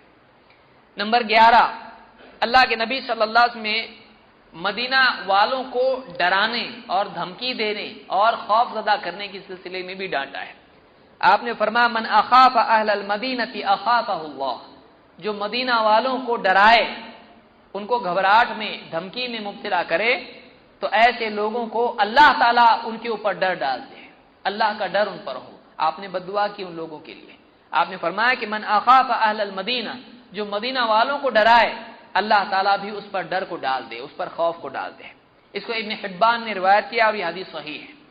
اسی طرح سے آپ نے فرمایا، من اخاف اہل المدینہ فقد اخاف ما بین جنبی، جس نے مدینہ والوں کو ڈرایا، جس نے مدینہ والوں کو خوف زدہ کیا، اس نے گویا کہ وہ ایسا ہے جس نے میرے دونوں شانوں کے بیچ میں جو ہے اس کو ڈرایا ہے۔ یعنی دونوں شانوں کے دونوں بازوں کے بیچ میں کیا ہے؟ دل ہوتا ہے، یعنی اس نے میرے دل کو گھبراہٹ میں مبتلا کیا۔ وہ ایسا آدمی ایسا کام کر رہا ہے جیسے نبی کو ڈرانے کی کوشش کر رہا ہے، مدینہ والوں کو ڈرانے کی کوشش کرنے والا ہے۔ اس کو امام احمد نے روایت کیا اور یہ حدیث صحیح ہے۔ اسی طرح سے ایک حدیث میں جس کو امام طبرانی نے اپنی کتاب الاوسط میں روایت کیا ہے، آپ نے فرمایا کہ صاحب ابن خلاد کی روایت ہے، فرماتے ہیں کہ اللہ کے نبی صلی اللہ علیہ وسلم نے فرمایا، اللہم من ظلم اہل المدینہ واخافہم فاخفہم، اے اللہ جو مدینہ والوں پر ظلم کرے اور ان کو ڈر میں مبتلا کرے تو اس کو ڈر میں مبتلا کر دے۔ وعلیہ لعنۃ اللہ والملائکۃ والناس اجمعین، اور اس پر اللہ کی لعنت ہو، اس پر فرشتوں کی لعنت ہو اور اس پر سارے لوگوں کی لعنت ہو۔ لا يقبل اللہ منہ صرفا ولا عدلا، اللہ اس سے نہ نفل قبول کرے گا نہ اس سے فرض قبول کرے گا۔ یہ حدیث بھی امام طبرانی کی یہ صحیح درجے کی روایت ہے۔ اسی طرح سے نمبر 12، مدینہ میں مسجد ہے مسجد نبوی، دوسری مساجد کے مقابلے میں مسجد نبوی کی خاص فضیلت ہے، یہاں پر نماز پڑھنے کی خاص فضیلت اللہ کے نبی صلی اللہ علیہ وسلم نے ذکر کی ہے۔ اللہ تعالیٰ نے بھی قرآن کریم میں مسجد نبوی کا ذکر کیا ہے۔ اللہ تعالیٰ نے فرمایا، لمسجد اسس علی التقوی من اول یوم احق ان تقوم فیہ، وہ مسجد جس کی بنیاد پہلے ہی دن سے تقوی پر رکھی گئی، وہ مسجد جس کی بنیاد پہلے ہی دن سے تقوی پر رکھی گئی، وہ مسجد زیادہ حقدار ہے اس کی کہ آپ اس میں قیام کریں، نماز پڑھیں۔ یہ مسجد نبوی کی فضیلت میں اللہ تعالیٰ نے فرمایا کہ وہ مسجد ہے جس کی بنیاد تقوی پر رکھی گئی ہے۔ یہ سورہ توبہ کی آیت نمبر 108 ہے۔ ابو سعید الخدری رضی اللہ تعالیٰ فرماتے ہیں، دخلت علی رسول اللہ صلی اللہ علیہ وسلم، میں اللہ کے رسول صلی اللہ علیہ وسلم کے پاس آپ کے کمرے میں گیا، فی بیت بعض نسائہ، آپ کی بیویوں کے گھروں میں سے ایک گھر میں، فقلت یا رسول اللہ ای المسجدین الذی اسس علی التقوی، دو مسجدوں میں سے کون سی مسجد ہے جس کی بنیاد تقوی پر رکھی گئی، یعنی مسجد نبوی ہے یا مسجد قباء ہے، کون سی مسجد ہے جس کی بنیاد تقوی پر رکھی گئی؟ وہ آیت ہے، اس آیت میں مراد کون سی مسجد ہے؟ قال فاخذ كفا من حصبا، آپ نے اپنے ہاتھوں میں کچھ کنکریاں لی، فضرب به الارض، اور آپ نے زمین پر ان کنکریوں کو مارا، اور آپ نے کہا ثم قال هو مسجدكم هذا لمسجد المدینہ، آپ نے فرمایا یہ تمہاری مسجد مدینہ والی مسجد، یعنی مسجد نبوی، یہ مراد ہے اس آیت سے کہ یہ مسجد نبوی وہ مسجد ہے جس کی بنیاد تقوی پر رکھی گئی ہے، اور اس میں نبی کے بارے میں کہا گیا کہ آپ یہ مسجد زیادہ حقدار ہے کہ آپ اس میں کھڑے ہو کر نماز پڑھیں۔ اس کو امام مسلم نے روایت کیا کتاب الحج میں۔ مسجد نبوی میں عبادت کی کیا فضیلت ہے؟ اللہ کے رسول صلی اللہ علیہ وسلم فرماتے ہیں، صلاۃ فی مسجدی ھذا، میری اس مسجد میں نماز پڑھنا، ایک نماز پڑھنا، خیر من الف صلاۃ فیما سواہ الا المسجد الحرام، اس مسجد کے سوا دوسری مسجدوں میں نماز پڑھنے سے 1000 گنا بہتر ہے۔ 2 رکعت وہاں پڑھتا ہے، ایک نماز مسجد نبوی میں ایک آدمی پڑھتا ہے تو یہ دوسری کسی مسجد میں نماز پڑھنے سے 1000 گنا زیادہ ثواب رکھتی ہے۔ آپ 2 رکعت پڑھے نا، آپ 1000 نمازیں آپ نے پڑھی، ایک نماز آپ نے وہاں پر پڑھی، یعنی آپ نے گویا کہ 1000 نمازوں سے بہتر نماز آپ نے پڑھی۔ ایک نماز کا اتنا، آپ بتائیے کتنی نمازیں آدمی پڑھ سکتا ہے وہاں پر؟ تو مدینہ میں ایک نماز پڑھنا دوسری مسجدوں میں 1000 نماز پڑھنے سے بہتر ہے۔ الا المسجد الحرام، سوائے مسجد حرام کی، اس لیے کہ مسجد حرام اس سے 100 گنا زیادہ ہے، تو وہ 1 لاکھ ہو جاتا ہے۔ مسجد حرام کی فضیلت مسجد نبوی کے مقابلے میں زیادہ ہے۔ اس کو امام البخاری اور مسلم نے روایت کیا ہے۔ اور مسجد نبوی، مسجد حرام، مسجد نبوی اور مسجد اقصی، ان 3 مسجدوں کے سوا اور مسجد کوئی ایسی نہیں ہے کہ جس میں جا کر نماز پڑھنے کی نیت کی وجہ سے سفر کیا جائے۔ ہاں، مسجد نبوی ایسی مسجد ہے کہ ایک آدمی صرف اس نیت سے سفر کر سکتا ہے کہ وہاں مجھ کو نماز پڑھنا ہے تاکہ اس کو وہ ثواب ملے جو اس مسجد میں نماز پڑھنے کا ہے۔ باقی کوئی اور مسجد ایسی نہیں ہے کہ جس مسجد میں نماز پڑھ کر وہاں ثواب کی نیت سے آدمی سفر کرے۔ امام البخاری اور مسلم کی ایک حدیث میں اللہ کے نبی صلی اللہ علیہ وسلم فرماتے ہیں لا تشد الرحال الا الى 3 مساجد، 3 مسجدوں کے سوا کسی اور مسجد کی طرف آدمی سواری کی نیت نہ کرے، یعنی وہاں مسجد میں نماز، فلاں مسجد ہے وہاں مسجد میں نماز جا کر پڑھنے سے بہت ثواب ملتا ہے، اس نیت سے کوئی آدمی تبرک کے لیے یا وہاں کے کثرت ثواب کی نیت سے کوئی مسجد جائز نہیں ہے کہ وہاں آدمی سفر کرے سوائے 3 مسجدوں کے۔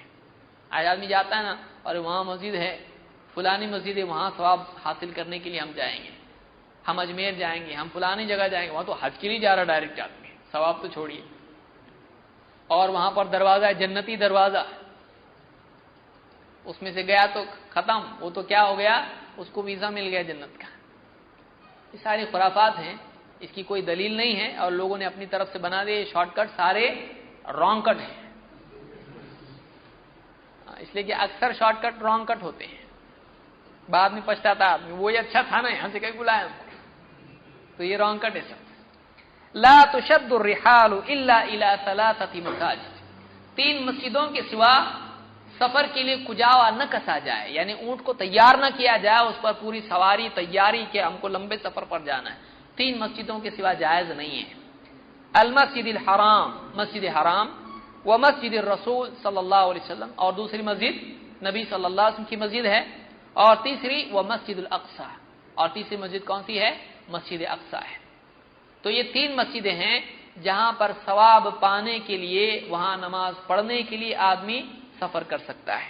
اس کو امام البخاری اور مسلم دونوں نے روایت کیا ہے۔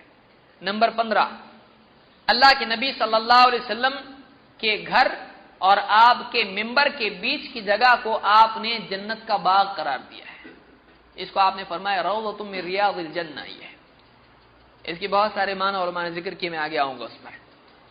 آپ نے فرمایا ما بین بیتی و منبری روضۃ من ریاض الجنہ، میرے گھر اور میرے ممبر جو مسجد میں ممبر ہوتا ہے جس پر امام خطیب خطبہ دیتا ہے، تو آپ نے فرمایا میرے گھر اور میرے ممبر کے بیچ کی جو جگہ ہے، آپ نے فرمایا وہ کیا ہے؟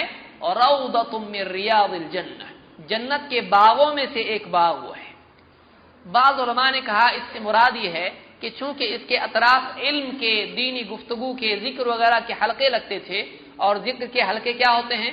جنت کے باغوں میں سے ایک باغ ہیں، جیسا کہ حدیث میں آیا ہے، تو اس سے مراد یہ ہے۔ بعض علماء نے کہا نہیں، اس کا مطلب یہ ہے کہ یہ جگہ بعینی ہی قیامت کے دن جو ہے جنت میں منتقل کی جائے گی، تو یہ بھی روضۃ من ریاض الجنہ کے معنی علماء نے ذکر کیے ہیں، ابن حجر وغیرہ نے اس کو ذکر کیا ہے۔ اور آپ نے فرمایا ومنبری علی حوضی، اور میرا جو ممبر ہے مسجد نبوی کا ممبر، یہ حوض پر ہوگا قیامت کے دن، قیامت کے دن یہ حوض پر یہ ممبر ہوگا، یعنی آپ کا ممبر قیامت کے دن بھی ہوگا، اور وہ حوض کوثر پر ہوگا، اور علماء نے کہا کہ یہ وہی ممبر ہوگا جو نبی صلی اللہ علیہ وسلم کے زمانے میں تھا۔ وہ قیامت کے دن حوض کوثر پر رکھا جائے گا اور آپ اس پر ہوں گے۔ تو آپ نے فرمایا وہ ممبری علی حوضی، اس کو امام البخاری اور مسلم دونوں نے روایت کیا ہے۔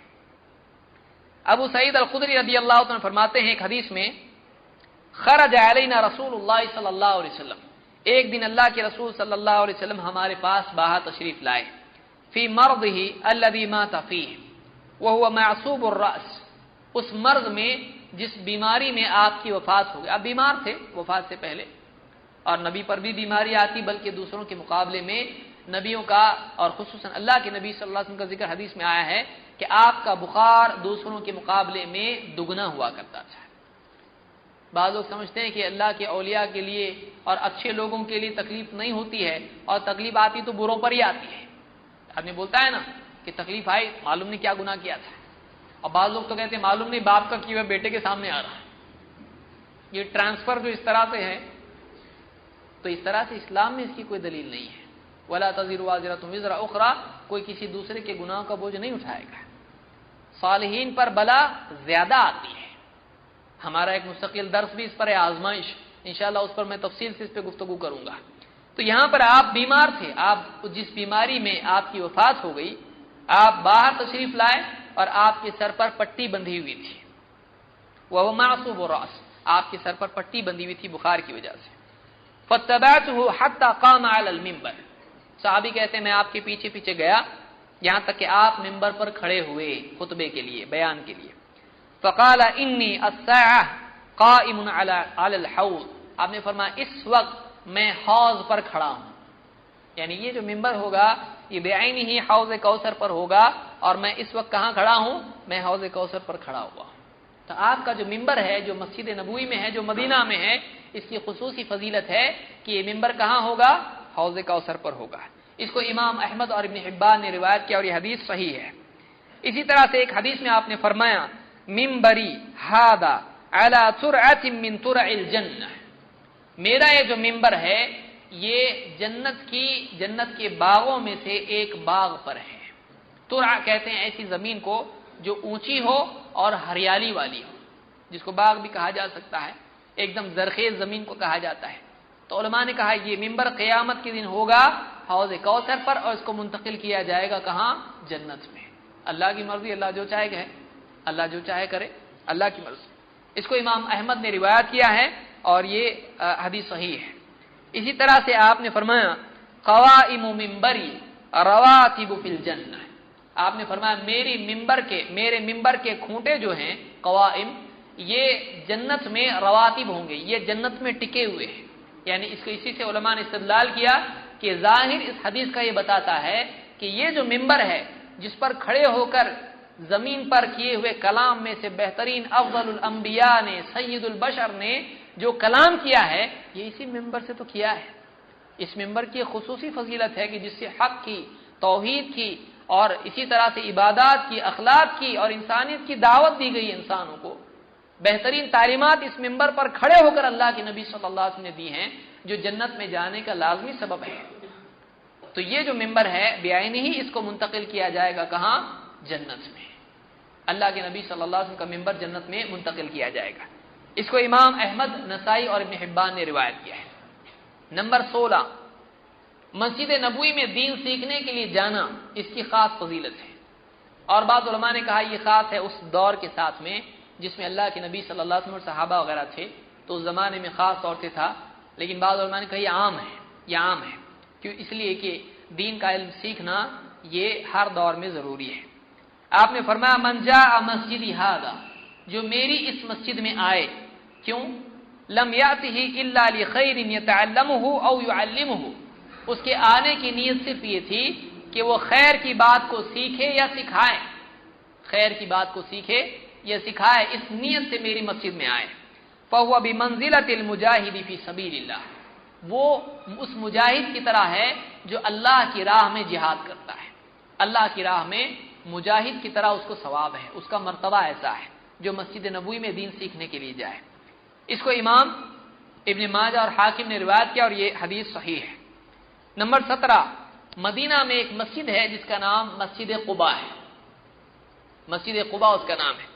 اس کی بھی خصوصیت اللہ کے نبی صلی اللہ علیہ وسلم کی احادیث میں ملتی ہے اور قرآن میں بھی اشارتاً اس کا ذکر ہے. ابو ہریرہ رضی اللہ عنہ فرماتے ہیں عن النبی صلی اللہ علیہ وسلم قال نزلت هذه الآیۃ فی اہل قباء، اہل قباء کے بارے میں یہ آیت نازل ہوئی تھی. فیہ رجال یحبون ان یتطہروا واللہ یحب المطہرین. اس مسجد میں کچھ لوگ ایسے ہیں جو پاک صاف رہنے کو بہت ہی پسند کرتے ہیں اور اللہ تعالی پاک رہنے والوں کو خوب پسند کرتا ہے. یہ کون سی مسجد ہے؟ مسجد قباء. اس میں رہنے والوں کے لیے اللہ تعالی نے قرآن میں ذکر کیا کہ مسجد کے نمازی ایسے ہیں کہ جو پاک رہنے کو بہت پسند کرتے ہیں اور اللہ پاک رہنے والوں کو پسند کرتا ہے. کہتے ہیں وَكَانُوا يَسْتَنْجُونَ بِالْمَاءِ فَنَزَلَتْ هَذِهِ الْآيَةُ فِيهِمْ. یہ جو صحابہ ہیں یہ پانی سے استنجا کرتے تھے تو اللہ نے ان کے بارے میں آیت نازل کی. یعنی پیشاب جب کرتے تھے، پاخانہ جب کرتے تھے تو اس کے لیے کیا کرتے تھے؟ پانی سے صفائی کرتے تھے. اور پانی سے صفائی کرنا پاکی کا بہترین طریقہ. آدمی سے ہی پاک نہیں ہوگا تو باقی پاکی کتنا بھی پاک ہو، نہا لے کتنا بھی، کچھ مطلب نہیں ہے. ایک آدمی جو ہے استنجا کرے تو صاف ہو جائے. اور یہ صحابہ کیا کرتے تھے؟ پانی سے استنجا کرتے تھے. آج یہ چیز لگے کہ اس کا قرآن میں ذکر آیا. آپ سوچیں آج مسلمانوں کی اکثریت، آپ اس کو نماز کے لیے ہاتھ پکڑ کے مسجد کی طرف لے جاؤ، آپ اس کا ہاتھ پکڑو، کہو چلو چائے پینے کے لیے جاتے ہیں، آپ کو ریزسٹنس محسوس نہیں ہوگا، پاور نہیں لگے گا، آپ کو لگے گا ڈھیلا ڈھیلا ہے، چلو جہاں لے جا رہے اونٹ کی طرح جا رہے ہیں آپ کے ساتھ. کیوں؟ چائے پینے کے لیے چلو. اور آپ اس کو بولے چلو نماز کے لیے، تو آپ کو تھوڑا کیا لگے گا؟ ویٹ زیادہ محسوس ہوگا، بلکہ آپ کو ایسا لگے گا آپ کا ویٹ اتر جا رہا ہے. آپ پوچھو گے کیا وجہ ہے، کیوں نہیں؟ کہ نہیں تم جاؤ ہم آتے ہیں. یہ دوسرا جھوٹ، تم جاؤ ہم آتے ہیں، یا انشاءاللہ، یا اس طرح کا کچھ بھی بات کہے. کیوں؟ طہارت نہیں ہے. مسلمان ہے، اکثریت کا حال یہ ہے، اس کو طہارت نہیں. کیوں؟ پیشاب کیا، صفائی نہیں کی اس نے. اتنی بڑی چیز ہے اور اتنی آسان چیز ہے، کتنی سخت بات ہے. اور قبر میں سب سے زیادہ عذاب اسی وجہ سے ہوتا ہے. پیشاب میں لاپرواہی کرنے کی وجہ سے سب سے زیادہ بڑا سبب جو قبر میں ہوتا ہے عذاب جس کی وجہ سے، وہ پیشاب میں لاپرواہی کرنے کی وجہ سے ہوتا ہے. عامۃ عذاب القبر فی البول. آپ نے حدیث میں دارقطنی وغیرہ کی حدیث آپ نے فرمایا عام طور سے عذاب قبر ہوتا ہے تو وہ پیشاب کی وجہ سے ہوتا ہے، پیشاب میں بے احتیاطی کی وجہ سے. تو یہ جو لوگ تھے صحابہ، یہ پاک صاف رہتے تھے اور پیشاب وغیرہ کے لیے وہ پانی استعمال کرتے تھے. تو اس لیے ان کی فضیلت میں اللہ تعالیٰ نے ان کے پاک صاف رہنے کی وجہ سے آیت نازل کی. اس کو امام ترمذی، ابو داؤد اور ابن ماجہ وغیرہ نے روایت کیا ہے اور یہ حدیث صحیح ہے. مسجد قباء میں نماز پڑھنے کی کیا فضیلت ہے؟ اللہ کے نبی صلی اللہ علیہ وسلم فرماتے ہیں من تطہ، جو مدینہ جائیں وہ یہاں بھی نماز پڑھیں، اس لیے کہ خاص فضیلت اس کی ہے. آپ نے فرمایا من تطہر فی بیتہ، جو اپنے گھر میں پاک صاف ہو جائے، وضو کر لے، ثم اتى مسجد قباء فصلى فيه، پھر مسجد قباء جائے اور وہاں نماز پڑھے، کان له کاجر عمرۃ، اس کے لیے ایک عمرہ کرنے کا ثواب ہے. مسجد قباء میں جا کر ایک نماز پڑھے تو اس کے لیے کتنا ثواب ہے؟ ایک عمرہ کرنے کا ثواب اس کو ملتا ہے. اس کو امام ابن ماجہ نے روایت کیا اور یہ حدیث صحیح ہے. سعد بن ابی وقاص رضی اللہ تعالی صحابی ہیں، کہتے ہیں لأن اصلی فی مسجد قباء، میں مسجد قباء میں نماز پڑھوں، احب الی من ان اصلی فی بیت المقدس، مجھ کو مسجد قباء میں نماز پڑھنا زیادہ پسند ہے مسجد اقصی میں نماز پڑھنے سے. مسجد اقصی یہ نہیں، وہ اقصی والی مسجد. آپ بولیں گے چلو حدیث میں اس کا بھی نام آیا ہے. کوئی آدمی سوتے سوتے اٹھ جائے، کیونکہ تھک ہار کے آدمی آتا ہے اور آنکھ اس کو پوچھ کے بند نہیں ہوتی ہے اور منہ پوچھ کے کھلتا نہیں ہے. جیسے سے آنکھ بند ہوتی منہ کھلتا جاتا ہے. اب بعض والا اس کو بولتا ہے تو سن رہا، وہ بولتا میں سویا نہیں، حالانکہ سویا تو اس کے بعض والے کو معلوم سو رہا تھا، اچھا کراٹے بھی دے رہا تھا. جو فرماتے ہیں کہ مجھ کو مسجد قباء میں نماز پڑھنا زیادہ پسند ہے مسجد اقصی میں نماز پڑھنے سے. مسجد اقصی کے دشمن نہیں تھے وہ، لیکن انہوں نے فضیلت کے اعتبار سے بتایا کہ مجھ کو زیادہ پسند ہے کہ میں یہاں پڑھوں، کیونکہ آسان بھی ہے، وہاں پڑھ سکتے ہیں اور وہاں تو اتنا سفر کرنا پڑے گا، اتنا زیادہ جانا پڑے گا. इसको इमाम हाकिम ने रिवायत किया अपनी अल-मुस्तदरक में। उलमा ने कहा, शेख अल-अलबानी ने कहा ये सही है, मौकूफ है, सहाबी का कौल है। इसी तरह से मदीना में पहाड़ है। आप देखिए अल्लाह के नबी सल्लल्लाहु अलैहि वसल्लम हर चीज के बारे में आपने कुछ न कुछ कहा है मदीना की। मदीना में पहाड़ है जिसका नाम क्या मशहूर पहाड़ है और जिसके साथ एक बड़ी जंग जुड़ी हुई है। कौन सा पहाड़ है वो? उहुद का पहाड़ है। उहुद उसको कहा जाता है। दोनों पर दम्मा है, दोनों पर पेश है। वो अहद नहीं है, बाद में पढ़ते अहद का पहाड़, वो कुल हुवल्लाहु अहद में है, वो नहीं। या इस पहाड़ का नाम क्या है? उहुद है, उहुद। वरना कोई ये ना समझे कि बिलाल रज़ी अल्लाह तआला उस पहाड़ का नाम लेते थे, अहद अहद, वो अहद कहते थे, उहुद नहीं कहते थे। तो उहुद पहाड़ है जो मदीना में है। अल्लाह के नबी सल्लल्लाहु अलैहि वसल्लम की हदीस इस पहाड़ से भी जुड़ी हुई है। अनस रज़ियल्लाहु तआला कहते हैं, नज़र रसूलुल्लाह सल्लल्लाहु अलैहि वसल्लम इला उहुद, आपने अल्लाह के रसूल सल्लल्लाहु अलैहि वसल्लम ने उहुद पहाड़ की तरफ देखा, आपने उस पर नजर डाली और कहा, इन्ना उहुदन जबलुन युहिब्बुना व नुहिब्बुहु, उहुद एक ऐसा पहाड़ है जो हमसे मोहब्बत रखता है और हम उससे मोहब्बत रखते हैं। अल्लाह के नबी सल्लल्लाहु अलैहि वसल्लम क्या फरमाया? उहुद एक ऐसा पहाड़ है कि जो हमसे मोहब्बत रखता है। अब हमको शऊर नहीं है उसका, लेकिन पहाड़ आप देखें, हदीसें अभी वो जिक्र करना शुरू तो लंबा मामला हो जाएगा कि अल्लाह के नबी सल्लल्लाहु अलैहि वसल्लम मदीना में, बल्कि उससे पहले मक्का में, आप पत्थरों के पास से भी गुजरते थे तो वो आपको भी सलाम करते थे। आपने खुद कहा, इससे पहले मैं दर्स में जिक्र कर चुका हूं, अल्लाह के नबी सल्लल्लाहु अलैहि वसल्लम के मोजज़ात के तहत कि सहाबी कहते हैं मैं सफर में आपके साथ था तो जो भी पत्थर या जो भी पेड़ आप उसके करीब से गुजरते वो आपको सलाम करता था। और आपने फरमाया कि जो भी मखलूक सिवाय जिन्नात और इंसान के, जो भी मखलूक आसमान और जमीन में है, पहचानती है कि मैं अल्लाह का रसूल और नबी हूं। तो उहुद के बारे में आपने क्या कहा? उहुद एक ऐसा पहाड़ है कि जो हमसे मोहब्बत रखता है और हम उससे मोहब्बत रखते हैं, यानी नुहिब्बुहु, हम भी उहुद से मोहब्बत रखते हैं। तो हम तो कहते हैं जिससे हमारे नबी सल्लल्लाहु अलैहि वसल्लम का मोहब्बत, हमको भी उससे मोहब्बत, चाहे वो पत्थर का ढेला ही क्यों ना। अल्लाह के नबी सल्लल्लाहु अलैहि वसल्लम की मोहब्बत के ताबे होना, ये इत्तिबाए सुन्नत और ईमान का कमाल है। इस हदीस को इमाम अल बुखारी और मुस्लिम दोनों ने रिवायत की। हाँ, हम ये नहीं कहते हैं कि अब इसमें बाज़ लोग गुलू करते हैं कि गया उहुद पे कि उहुद से अल्लाह के नबी सल्लल्लाहु अलैहि वसल्लम को बहुत मोहब्बत थी तो जाके चूमना शुरू कर दिया उसका। ये थोड़ा डेंजर है। क्यों डेंजर है? सहाबा ने सुना, हम तक हदीस पहुंचाया, लेकिन वो जाके चूमते थे? नहीं चूमते थे। हमारी पब्लिक थोड़ी ज्यादा ही फॉरवर्ड होती है, करने के काम नहीं करती और नहीं करने के काम जाके करना शुरू करती है। बाद लोग जाते हैं हज के लिए, कैंची लेके जाते हैं। हंसी आदमी सोचेगा कैंची क्यों लिया, वहां पे जाके दाढ़ी नहीं काटना है। दाढ़ी के लिए थोड़ी, काबा का पर्दा काटने के लिए लेके जा रहा है। दुआ करता है, देखता पीछे मुता हुआ है डंडा लेके। अब कारीगरी कैसा, इंडिया का आदमी बहुत, नासा में भी यहाँ के लोग काबा का पर्दा उड़ के अल्लाह अल्लाह कर रहा, बिस्मिल्लाह लाते हैं लोग वहां से। काबा का धागा तेरे को मिला के मेरे पास देख, इस तरह से ला। फिर लोग यहाँ आने के बाद दूसरी टीम कैसी है, वो क्या करती, अरे लाओ कपड़ा, डुबाती है उसको पानी में, वो पानी गटाक पी जाती है। क्या नहीं करते। एक भाई तो हमारे हज को गए, बोलने लगे वहां पे खंबे भी हैं, उससे भी लोग अपने हाथ इस तरह से लेके कर रहे हैं। उन्होंने कहा ये अल्लाह के नबी सल्लल्लाहु अलैहि वसल्लम का खंबा नहीं है, उस जमाने का नहीं है, ये शाह फहद ने बनाया हुआ है। जान दो मदीना का है ना, चलता है। कुछ लोग वहां से मिट्टी लेके आते हैं। कुछ लोग क्या करते हैं, वहां की खजूर लोग लाते हैं, तो जो मदीना की खजूर है उसके बीज फेंकते नहीं नीचे, वो बीज संभाल के रखते हैं, पानी के डिब्बे में डालेंगे, कहा तो नदी में फेंक के आए। क्या है ये, गुलू है। सहाबा क्या करते थे, अल्लाह के नबी सल्लल्लाहु अलैहि वसल्लम बीज लेते थे खजूर की, उंगली में लेके फेंक देते थे। ये 2 उंगलियां हैं, इन 2 उंगलियों में खजूर का बीज लेते, आप फेंकते, आप संभाल के नहीं रखते थे, मदीना का खजूर है। तो ऐसा नहीं करते थे। समझने की चीजें, पब्लिक ज्यादा गुलू करती है। मोहब्बत की एक हद होती है, इस्लामी हुदूद से बाहर वो मोहब्बत नहीं जाना चाहिए। मोहब्बत को शरीयत के ताबे रखना दीन है। मोहब्बत को आजाद छोड़ देना बददीनी है।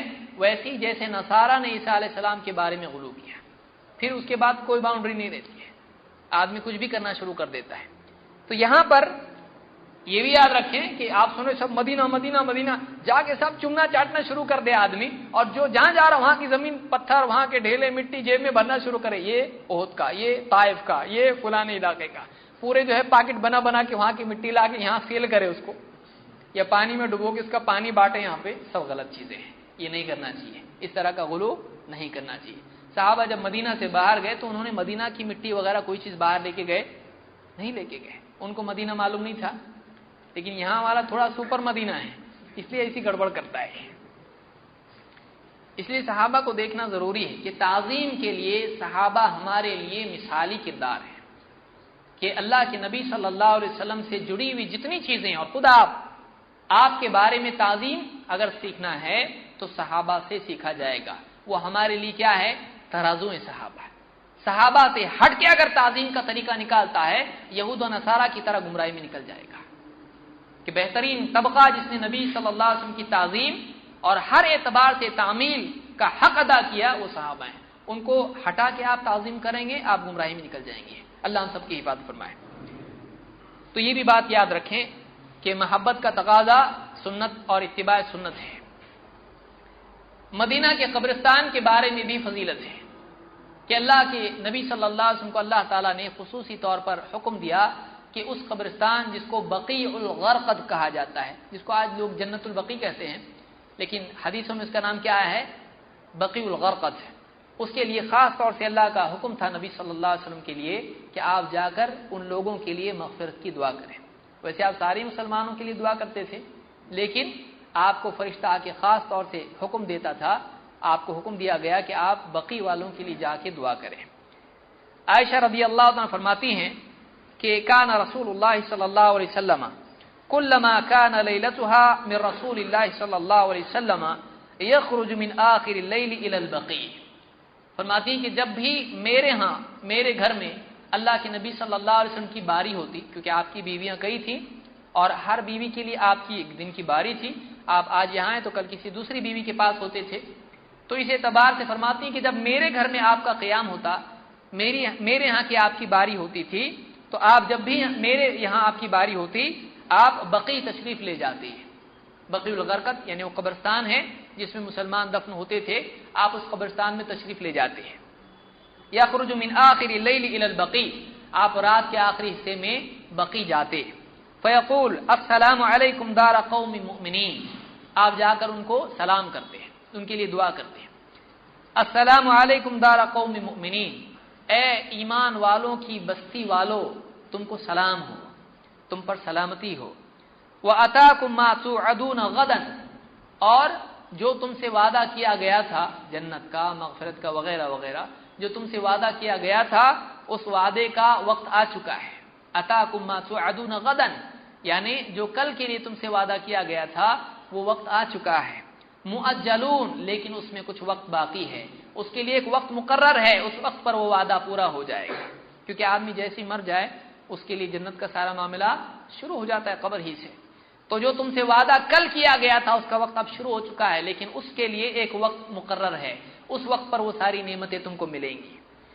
وَإِنَّا إِن شَاءَ اللَّهُ بِكُمْ لَاحِقُونَ اور ہم بھی انشاءاللہ تم سے آ کے ملنے ہی والے ہیں، یعنی ہم بھی تم سے آ کے ملنے والے، تم ہم سے پہلے دنیا سے چلے گئے اور تمہارے بعد ہم بھی تمہارے ہاں آنے والے، تم سے آ کے ہم ملنے والے ہیں۔ اللہم اغفر لأہل بقیع الغرقد، اے اللہ بقیع الغرقد والوں کی مغفرت کر دے، بقیع الغرقد والوں کی مغفرت کر دے۔ اس کو امام مسلم نے روایت کیا ہے۔ ایک دوسری حدیث میں جو کہ ایک لمبی روایت ہے، حضرت عائشہ فرماتی ہیں، اس کا ایک ٹکڑا میں ذکر کر رہا ہوں اس لیے کہ حدیث بہت بڑی ہے۔ آپ نے حضرت عائشہ رضی اللہ تعالیٰ سے فرمایا فَإِنَّ جِبْ، اب یہ حدیث یاد رکھیے ذرا، یہ مسلم کی ہے، اس میں اور دوسرا بھی میں کچھ بولنے والا ہوں، جو کل بولا تھا اس کے آگے کچھ بولنے والا ہوں۔ آپ نے حضرت عائشہ سے فرمایا فَإِنَّ جِبْرِيلَ أَتَانِي حِينَ رَأَيْتِ، ایک رات ایسا ہوا، آپ اس کا پس منظر میں ذکر کرتا ہوں۔ ایک رات اللہ کے نبی صلی اللہ علیہ وسلم چپکے سے اٹھے، کپڑے آپ نے پہنے، جو بھی آپ کا کرتا وغیرہ جبہ تھا آپ نے پہنا اور آپ نکل گئے۔ آپ کی باری کہاں تھی؟ حضرت عائشہ کے یہاں۔ حضرت عائشہ نے دیکھا گئے اللہ کے نبی صلی اللہ علیہ وسلم، حضرت عائشہ بھی پیچھے پیچھے نکل گئی۔ اللہ کے نبی صلی اللہ علیہ وسلم آگے آگے، حضرت عائشہ پیچھے پیچھے، اندھیرا ایک دم۔ آپ گئے بقیع میں اور آپ کچھ وقت وہاں رہے قبرستان میں بقیع کے، اور پھر آپ واپس لوٹے۔ حضرت عائشہ نے دیکھا واپس آ رہے، جلدی جلدی پہلے آپ کے نکل گئی اور جلدی سے گھر میں آ گئی، پھر سو گئی اور دم پھول رہا ہے کیونکہ بھاگتے بھاگتے آئی ہیں، ابھی جلدی جلدی آئی ہے۔ آپ نے آ کے حضرت عائشہ کو محبت سے آپ نے کہا تو ہی تھی نا وہ پہلے، یعنی میرے آگے آگے جو کالا کالا چل رہا تھا وہ کیا تھا، وہ تو ہی تھی، آپ نے پہچان لیا۔ اور پھر اس کے بعد آپ نے بتایا، وہ لمبی روایت ہے، کسی اور درس میں ذکر کروں گا۔ ہاں وہ 15 شعبان نہیں تھی، اس حدیث میں کوئی ذکر اس کا نہیں ہے، بعض لوگوں نے زبردستی اس کو فٹ کیا ہے، اور اگر کوئی فٹ کرے بھی تو ہم یہ کہیں گے کہ آپ صلی اللہ علیہ وسلم اکیلے کیوں گئے؟ اگر سارے مسلمانوں کا جانا ہوتا تو حضرت عائشہ کو بھی اٹھاتے اور دوسرے صحابہ کو بھی اٹھاتے۔ اگر آپ اکیلے گئے ہیں تو یہ چیز ایسی نہیں تھی جو ساری امت کے لیے تھی، آپ اکیلے گئے تھے اور معلوم پڑنے سے پڑا، بتانے سے معلوم نہیں پڑا۔ بہرحال، اور اس کے بعد سارے صحابہ اٹھ کے قبرستان نہیں گئے اور اگلے سال نہیں جاتے تھے، تو ایسی کوئی دلیل نہیں ملتی ہے۔ آپ نے حضرت عائشہ سے فرمایا فَإِنَّ جِبْرِيلَ أَتَانِي حِينَ رَأَيْتِ، جب تو نے مجھ کو دیکھا تو میرے پاس جبریل آئے تھے، فنادانی، تو جبریل نے پکار کے مجھ کو آواز دی، مجھ کو ندا لگائی، نادانی یعنی ہمارے کا نادانی نہیں، نادا کا مطلب ہوتا ہے ندا لگانا، پکارنا، آواز دینا۔ فنادانی، تو جبریل نے مجھ کو آواز دی، فاخفاہ منک، اور جبریل نے کیا کیا، مجھ کو آواز دی، زور سے آواز آئی لیکن وہ مجھ کو آئی، لیکن جبریل نے اپنی آواز کو تم سے چھپا دیا۔ فرشتوں کے لیے ممکن ہے، اس لیے آمین کی دلیل دینے والوں نے، بعض لوگوں نے کیا کہا، فرشتوں کی آمین سننے آتی تم کو؟ نہیں آتی۔ حدیث میں ہے نا کہ اگر فرشتوں کی آمین سے اس کی موافق ہو جائے تو اس کے لیے کیا ہوگا، پچھلے سارے گناہ معاف۔ تو کچھ علماء ابھی آج کے دور کے جینٹل مین وہ کیا کہتے ہیں، اب حدیث یہ ماڈرن طریقے سے سمجھنے کی کوشش کرتے ہیں، وہ کیا کہتے ہیں، دیکھو فرشتوں کی آواز تم کو آتی ہے، فرشتے آمین بولتے ہیں نا، بولے ہاں بولتے ہیں۔ اب بولا بھلا آدمی کیا بولے گا، بولتے ہیں، حدیث میں ہے، ان کی آواز سننے آتی تم کو؟ نہیں۔ تو جس کی آمین فرشتوں کے موافق ہو جائے تو وہ جب آہستہ کہہ رہے ہیں تم بھی آہستہ کرو، تو یعنی سننے نہیں آئے گا مطلب آہستہ آہستہ ضروری ہے نہیں، اس لیے کہ اس حدیث میں کیا ہے، جبریل نے آواز دی اللہ کے نبی صلی اللہ علیہ وسلم کو، گھر کے باہر سے پکارا کیونکہ اندر نہیں آئے ہیں، اور وہ آواز کس کو سنائی دی، اللہ کے نبی صلی اللہ علیہ وسلم کو، لیکن حضرت عائشہ کو سننے آئی نہیں آئی۔ تو فرشتے کے لیے ممکن ہے کہ وہ پکار کے کہے اور چاہے تو اپنی آواز کو چھپا دے، اللہ تعالیٰ نے ایسا بنایا ان کو۔ تو آپ نے فرمایا فنادانی فاخفاہ منک، تو جبریل نے مجھ کو آواز دی لیکن تم سے اپنی آواز کو کیا رکھا، پوشیدہ رکھا، چھپا کے رکھا۔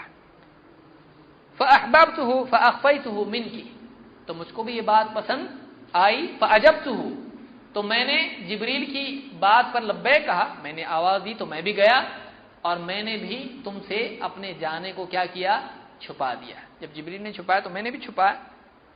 وَلَمْ يَكُنْ يَدْخُلَ عَلَيْكِ وَقَدْ وَضَعْتِ ثِيَابَكِ، یعنی جبریل نے اندر آنا پسند نہیں کیا کیونکہ تم نے اپنا حجاب وغیرہ سب نکالا تھا۔ حضرت عائشہ گھر میں ہے، یہ لیٹنے کا وقت ہے، ایسے وقت میں جبریل اندر آئے، ادب کرتے تھے فرشتے بھی، اللہ کے نبی صلی اللہ علیہ وسلم کے گھر کا، امہات المؤمنین کا، تو جبریل اندر نہیں آئے کیونکہ حضرت عائشہ وغیرہ لیٹی ہوئی تھی اس وقت میں، اور کون سا حجاب نہیں ہے، شوہر کے ساتھ میں ہے، تو جبریل نے اندر آنا پسند نہیں کیا، جبریل اندر نہیں آئے۔ وَلَمْ يَكُنْ يَدْخُلُ عَلَيْكِ وَقَدْ وَضَعْتِ ثِيَابَكَ، تم نے اپنے کپڑے رکھ دیے تھے، تو جبریل یعنی جو شال وغیرہ جو بھی اوڑھتی ہیں، تو جبریل نے اندر آنا پسند نہیں کیا۔ وَظَنَنْتُ، اب اس جملے کو یاد رکھیے، وَظَنَنْتُ أَنْ قَدْ رَقَدْتِ، اور میں سمجھا کہ تم سو گئی ہو۔ جو لوگ کہتے ہیں نبی صلی اللہ علیہ وسلم کو سب معلوم، اللہ کے نبی صلی اللہ علیہ وسلم کیا فرما رہے ہیں، میں سمجھا کہ تم سو گئی ہو۔ حضرت عائشہ سوئی ہوئی تھی، سوئی ہوئی تھی، اور نبی صلی اللہ علیہ وسلم کیا سمجھ رہے ہیں، سوئی ہوئی ہیں۔ تو کیا علم تھا آپ کو حضرت عائشہ سوئی ہوئی ہے کہ نہیں ہے؟ آپ جھوٹ بولتے ہیں، نعوذ باللہ، جو نبی کو جھوٹا کہے کافر، جو نبی کو جھوٹا کہے وہ کافر ہے۔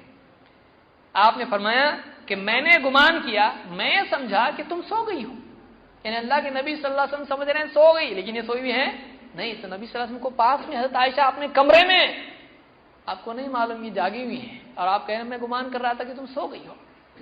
فَكَرِهْتُ أَنْ أُوقِظَكِ، اور میں نے پسند نہیں کیا کہ میں تم کو جگاؤں، میں نے پسند نہیں کیا کہ میں تم کو جگاؤں۔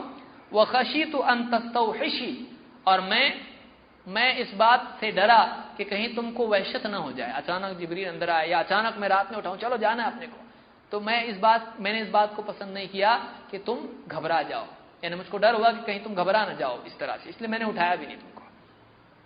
اور جبریل نے مجھ سے کہا فقال ان ربک یأمرک، آپ کے رب نے آپ کو حکم دیا ہے ان تأتی اہل البقیع فتستغفر لهم، آپ نے جبریل اوپر سے آئے اللہ کی طرف سے اور آپ اٹھا رہے ہیں، نبی صلی اللہ علیہ وسلم کو جگا رہے ہیں، گھر میں آواز دے رہے ہیں آپ آئیے باہر آئیے، آپ کے رب نے ایک آرڈر دیا ہے، آپ کو حکم بھیجا ہے آپ کے لیے، کیا حکم ہے؟ آپ کا رب آپ کو حکم دے رہا ہے کہ آپ اہل بقیع کے پاس جائیں، اس قبرستان میں جائیں اور ان کے لیے مغفرت کی دعا کریں۔ آسمان سے حکم آ رہا ہے نبی کے لیے، کس کے لیے؟ جو بقیع الغرقد میں دفن ہیں ان کے لیے جا کے مغفرت کی دعا کرنے کا۔ تو یہ فضیلت ہے اس قبرستان کی جس میں مسلمان دفن تھے اور آج بھی ہیں۔ اللہ کے نبی صلی اللہ علیہ وسلم کو حکم دیا گیا کہ بقیع والوں کے لیے آپ دعا کریں۔ اس حدیث کو امام مسلم نے روایت کیا ہے۔ اس سے بھی علم غیب کے سلسلے میں ایک نئی بات، ایک مزید ان دلائل میں اضافہ ثابت ہوتا ہے۔ آئیے اور آگے، مدینہ میں ایک وادی ہے جس کا نام العقیق ہے۔ یہ وہ عقیق نہیں ہے جو لوگ لگا کے گھومتے ہیں، عقیق پہنو اور قسمت بدلو، لوگ ڈھونڈتے پھرتے ہیں عقیق، اور عقیق ملا نہ تو پھر قسمت چمک جاتی ہے، تو ایسا کچھ نہیں ہے حدیث میں، اس طرح کی کوئی دلیل نہیں ہے۔ عقیق یہاں لگاؤ اور تقدیر بناؤ، ایسا کچھ نہیں ہے اسلام میں، یہ شرک ہے۔ اگر کوئی آدمی کسی پتھر کو لگاتا ہے اپنی انگوٹھی میں اور یہ سمجھتا ہے، بعض لوگ کہتے ہیں نا کچھ مصیبت آنے والی ہے، وہ تڑک ٹوٹ جاتا ہے تو معلوم پڑ جاتا مصیبت آنے والی ہے، تو اس طرح سے پہلے معلوم ہونے والا پتھر اس طرح سے فورکاسٹنگ ایسا نہیں ہے، پہلے ہی معلوم کرنے والا پتھر ایسا کچھ اسلام میں نہیں ہے۔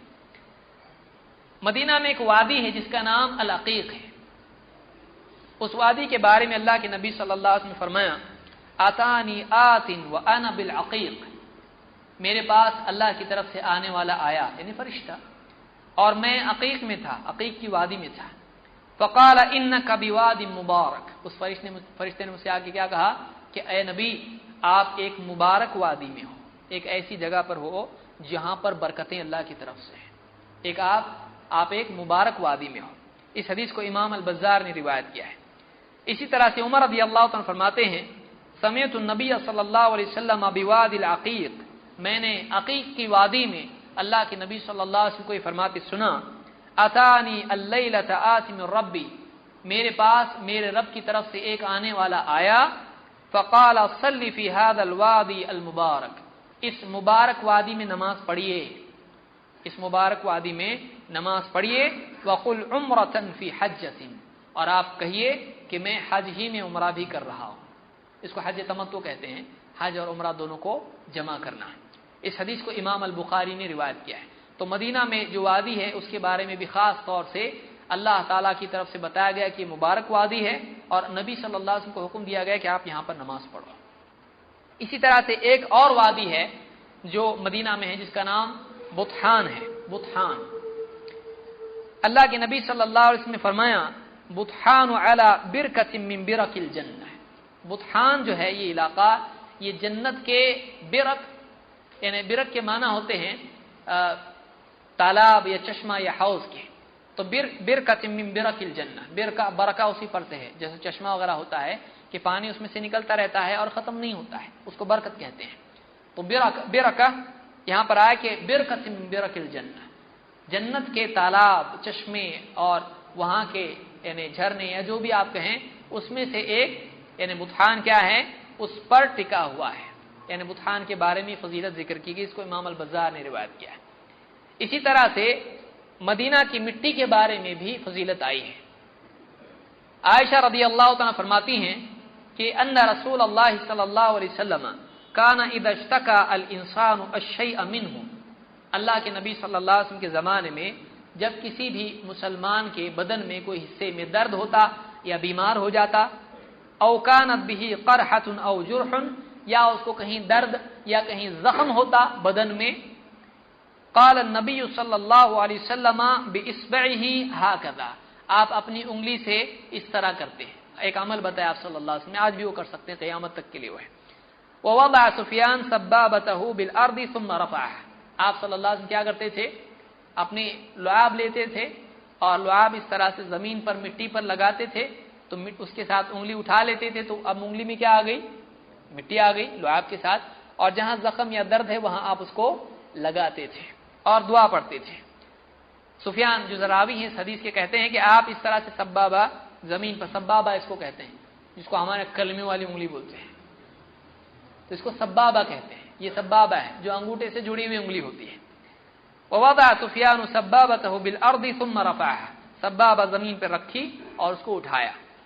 بسم اللہ تربت ارضنا، بسم اللہ اللہ کے نام سے، تربت ارضنا اے اللہ یہ ہماری زمین کی مٹی ہے، یعنی مدینہ کی مٹی ہے، تربت ارضنا، بریقۃ بعضنا ہم میں سے بعض کے تھوک یا ریق یا لعاب کے ساتھ لگی ہوئی ہے، لیشفى به سقیمنا تاکہ ہمارے بیمار کو اس کے ذریعے سے شفا ملے، لیسقى به سقیمنا باذن ربنا ہمارے رب کے حکم سے، اے اللہ ہمارے مدینہ کی مٹی ہے، ہمارے تھوک کے ساتھ لگی ہوئی ہے تاکہ اس سے ہمارے بیمار کو یا جس کو زخم ہے اس کو شفا ملے ہمارے رب کے حکم سے۔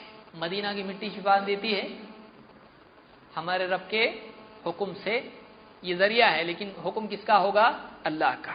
تو کوئی جا کے وہاں سے لائے نہیں تھیلی بھر کے، لو بھائی شفا والی مٹی، شفا والی مٹی، 5 روپے میں ایک پیکٹ، اس میں بھی بھروسہ نہیں، پبلک کرتی ہے اس طرح سے۔ اور میں سنا ہوں کہ بعض لوگ وہاں سے جو کینچی والا مال لاتے ہیں، چوری والا، چوری اللہ کے گھر میں جا کے چوری کا اس سے بڑا چور کون ہو سکتا ہے؟ وہاں سے جو چرا کے لاتے ہیں یہاں پر لاکھوں میں اور ہزاروں میں بکتا ہے وہ، تو اس طرح کی چیزیں خرافات مسلمان چوری کرے اور اس کو بیچے، تو اللہ ہدایت دے ایسے لوگوں کو۔ تو اس سے معلوم ہوا کہ اس مٹی میں خصوصیت ہے، اس مٹی پر آپ اس طرح سے لعاب رکھ کے اور اس کو جہاں زخم ہوتا تھا وہاں لگایا کرتے تھے، اور یہ عام ہے، خاص نہیں اس دور کے ساتھ یا نبی کے ساتھ خاص نہیں ہے، علماء نے اس کو علاج کے طریقوں میں سے ایک طریقہ لکھا ہے۔ اس حدیث کو امام البخاری اور مسلم دونوں نے روایت کیا ہے۔ اسی طرح سے مدینہ کی کھجوروں کے بارے میں بھی ایک خصوصیت ہے، لیکن وہ کون سی کھجور ہے؟ اجوا، ہر کھجور نہیں بلکہ اجوا کے بارے میں بات آئی ہے۔ اللہ کے نبی صلی اللہ علیہ وسلم فرماتے ہیں من تصبح بسبع تمرات عجوة، جو 7 اجوا کھجوریں صبح سویرے کھا لی، کتنی؟ 7، 60 نہیں، زیرو والی نہیں، بغیر زیرو کے، 60 کھا لے گا کوئی سیدھا کھاٹ پہ پڑ جائے گا۔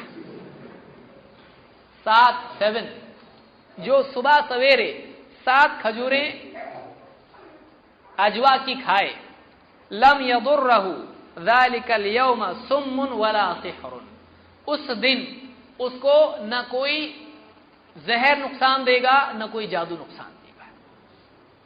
مدینہ کی 7 کھجوریں صبح سویرے جو آدمی کھا لے اس پر کوئی کتنا ہی جادو کرے اثر نہیں ہوگا، اس کو کیسا ہی زہر کوئی دے اس کو کچھ نہیں ہوگا۔ تو یہ کیا ہے؟ اجوا کھجور کے بارے میں اللہ کے نبی صلی اللہ علیہ وسلم کا۔ آج کل تو بیچتے ہیں لوگ اجوا نام سے لیکن وہ کچھ اور ہی ہوتا ہے، تو واقعی آدمی جائے کوئی آدمی وہاں پہ بھائی اجوا دو تو اجوا لے کے آئے لیکن وہ کچھ اور ہی ہو، ایسا نہیں ہونا چاہیے، بھروسے سے لانا چاہیے، اور بہت مہنگی ہوتی ہے اجوا کھجور، اور انہی حدیثوں کی وجہ سے اس کا ریٹ بھی کیا ہو گیا ہے؟ ہائی ہو گیا ہے۔ پہلے تو ملتی نہیں، نقلی ملتی ہے، اور جو اصلی وہ بھی کیا ہے؟ بہت مہنگی ملتی ہے۔ جو حدیث میں نے ذکر کی اس کو امام البخاری اور مسلم دونوں نے روایت کیا ہے۔ ایک حدیث میں جس کو امام احمد نے روایت کیا اس کے الفاظ ہیں من اکل 7 تمرات عجوة، جو 7 اجوا کھجوریں کھائے، من بین لابتی المدینۃ علی الریق، جو مدینہ میں ان 2 پہاڑوں کے بیچ میں ہے، اور ریق کے ساتھ لعاب اس کا پیدا کرے منہ میں اور اس کے ساتھ کھائے، علی الریق، لم یضرہ یومہ ذلک شیء حتی یمسی، صبح سویرے اگر کھائے تو شام تک اس کو کوئی چیز نقصان نہیں دے گی، کوئی چیز نقصان نہیں دے گی اس کو۔ وَإِنْ أَكَلَهَا حِينَ يُمْسِي، اور اگر وہ شام میں کھجوریں کھائے، لم يضرہ شیء حتی یصبح، تو صبح تک اس کو کچھ نقصان، کوئی چیز نقصان نہیں دے گی، یعنی صبح کھائے گا تو شام تک نقصان نہیں ہوگا، شام کو کھائے گا تو صبح تک نقصان نہیں ہوگا۔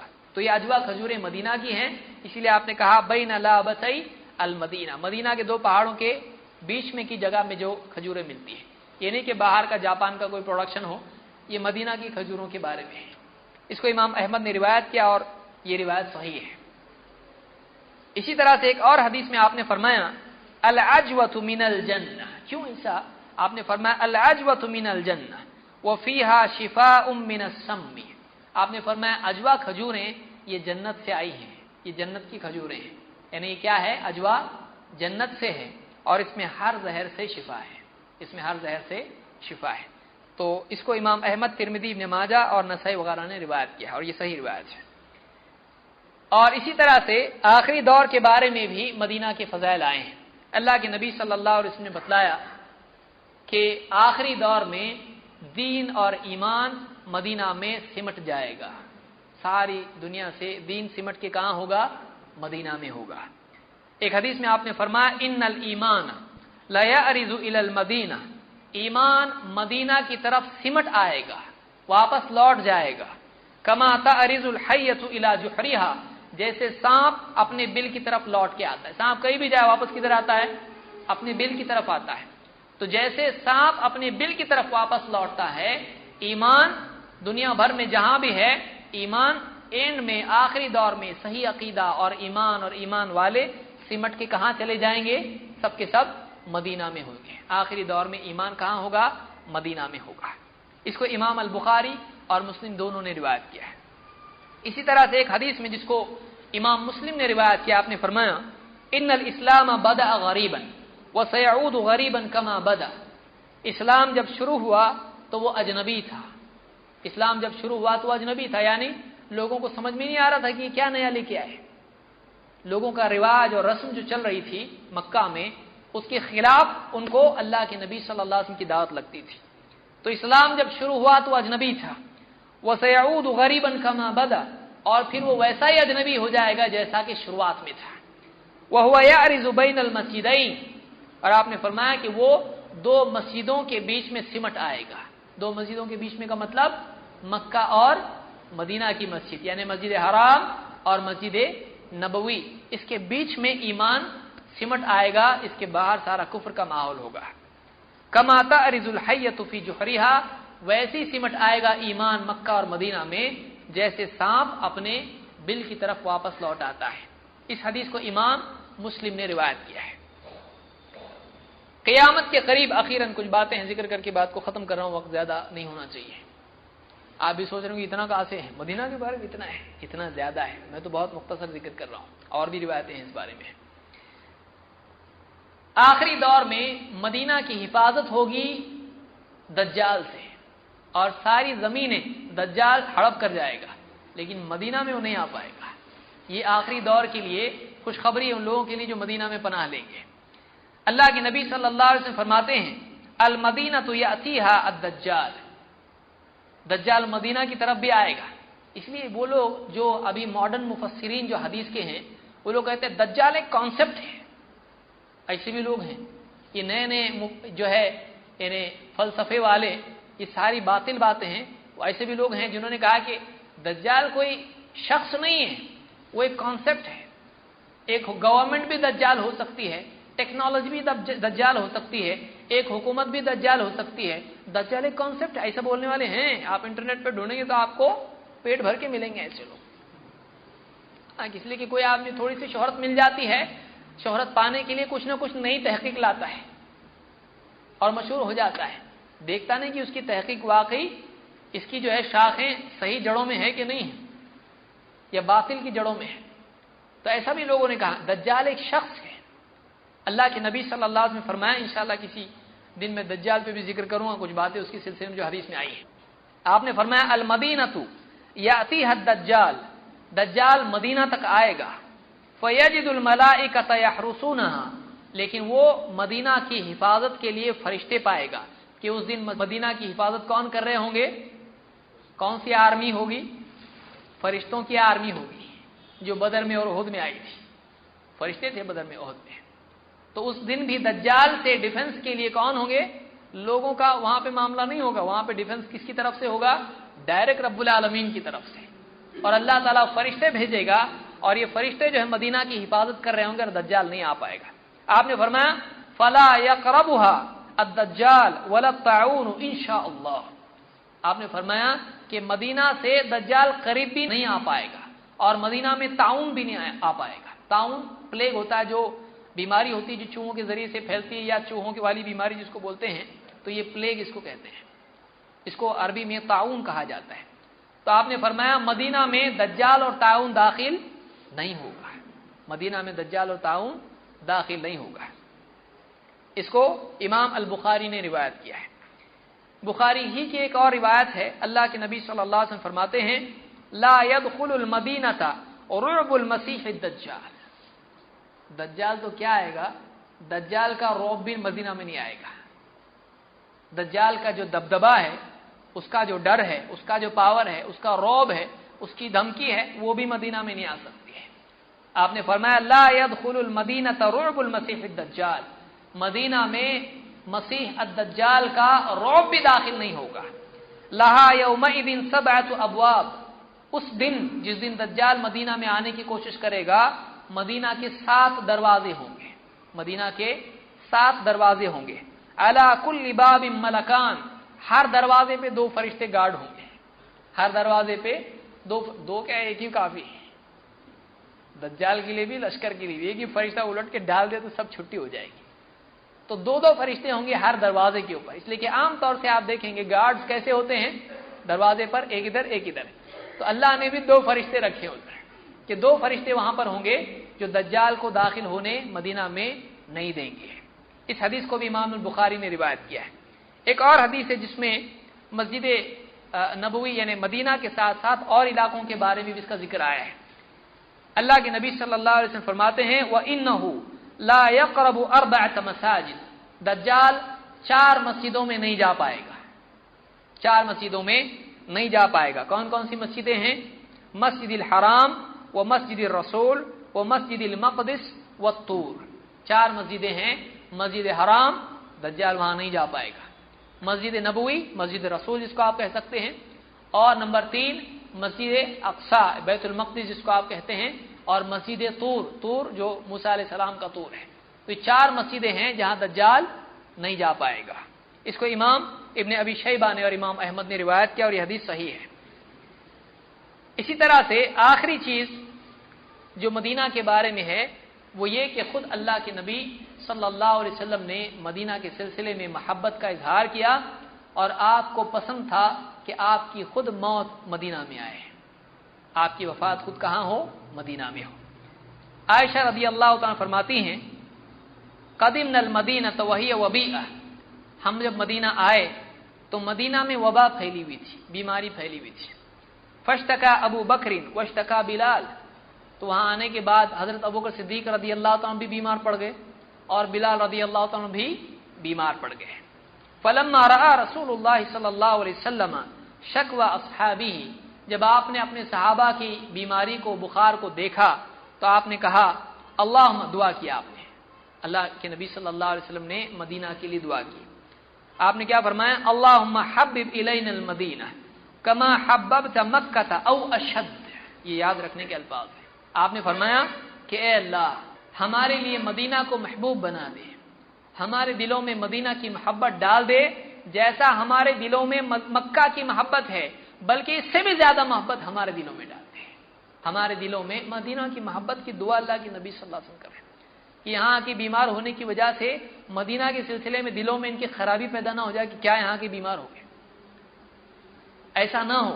اس لیے آپ نے کیا کہا؟ آپ نے دعا کی اللہ سے، اے اللہ ہمارے دلوں میں مدینہ کی محبت کو ڈال دے جیسے تو نے ہمارے دلوں میں ہم کو مکہ کی محبت ہمارے قلوب میں ڈالی ہے، او اشد، یا اس سے بھی زیادہ محبت ہمارے دلوں میں ڈال دے جتنی مکہ کی محبت ہے۔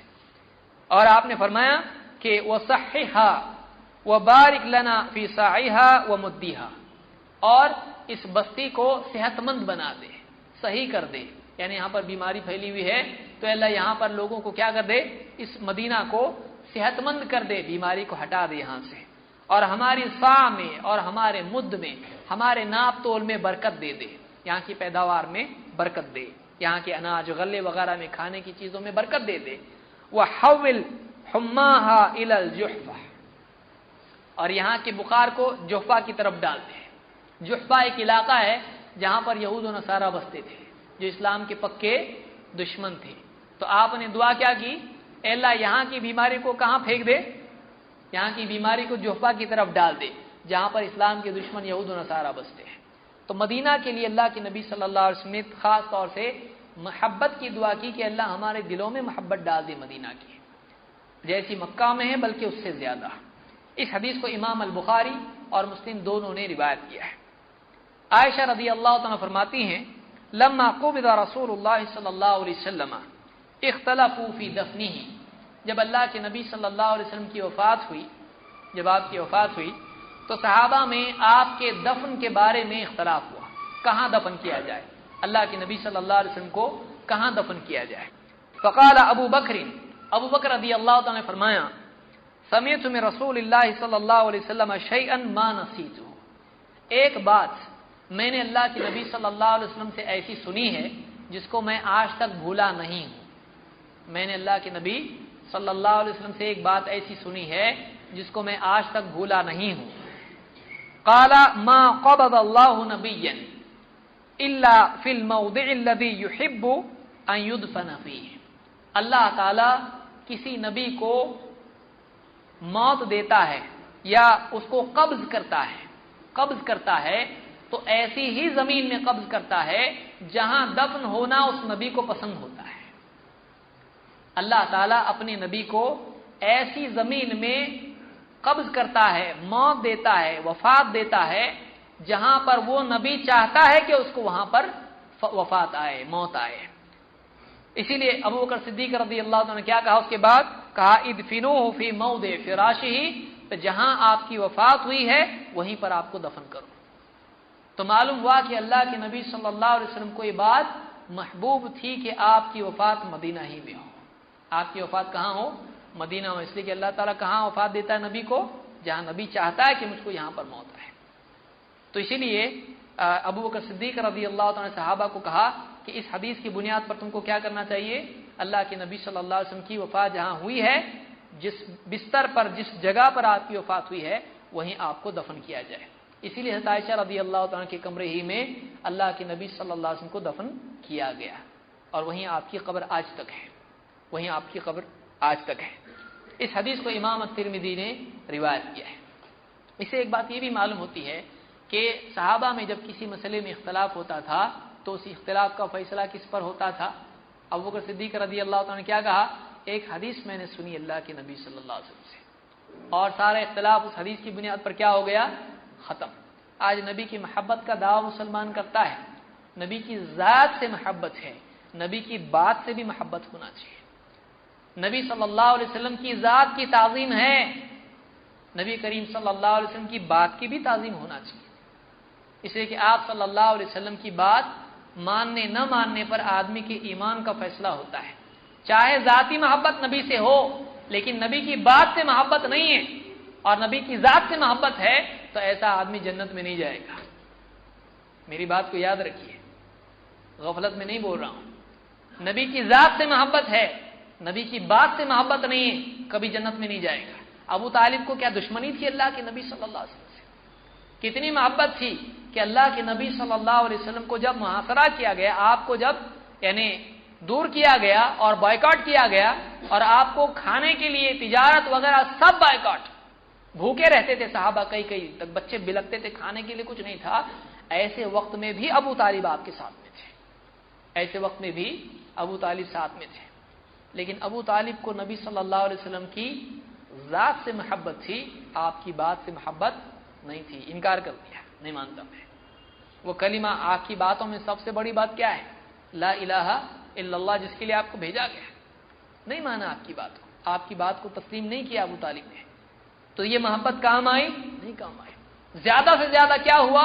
جہنم میں عذاب تھوڑا ہوگا، لیکن جہنم سے نکل نہیں سکتا آدمی۔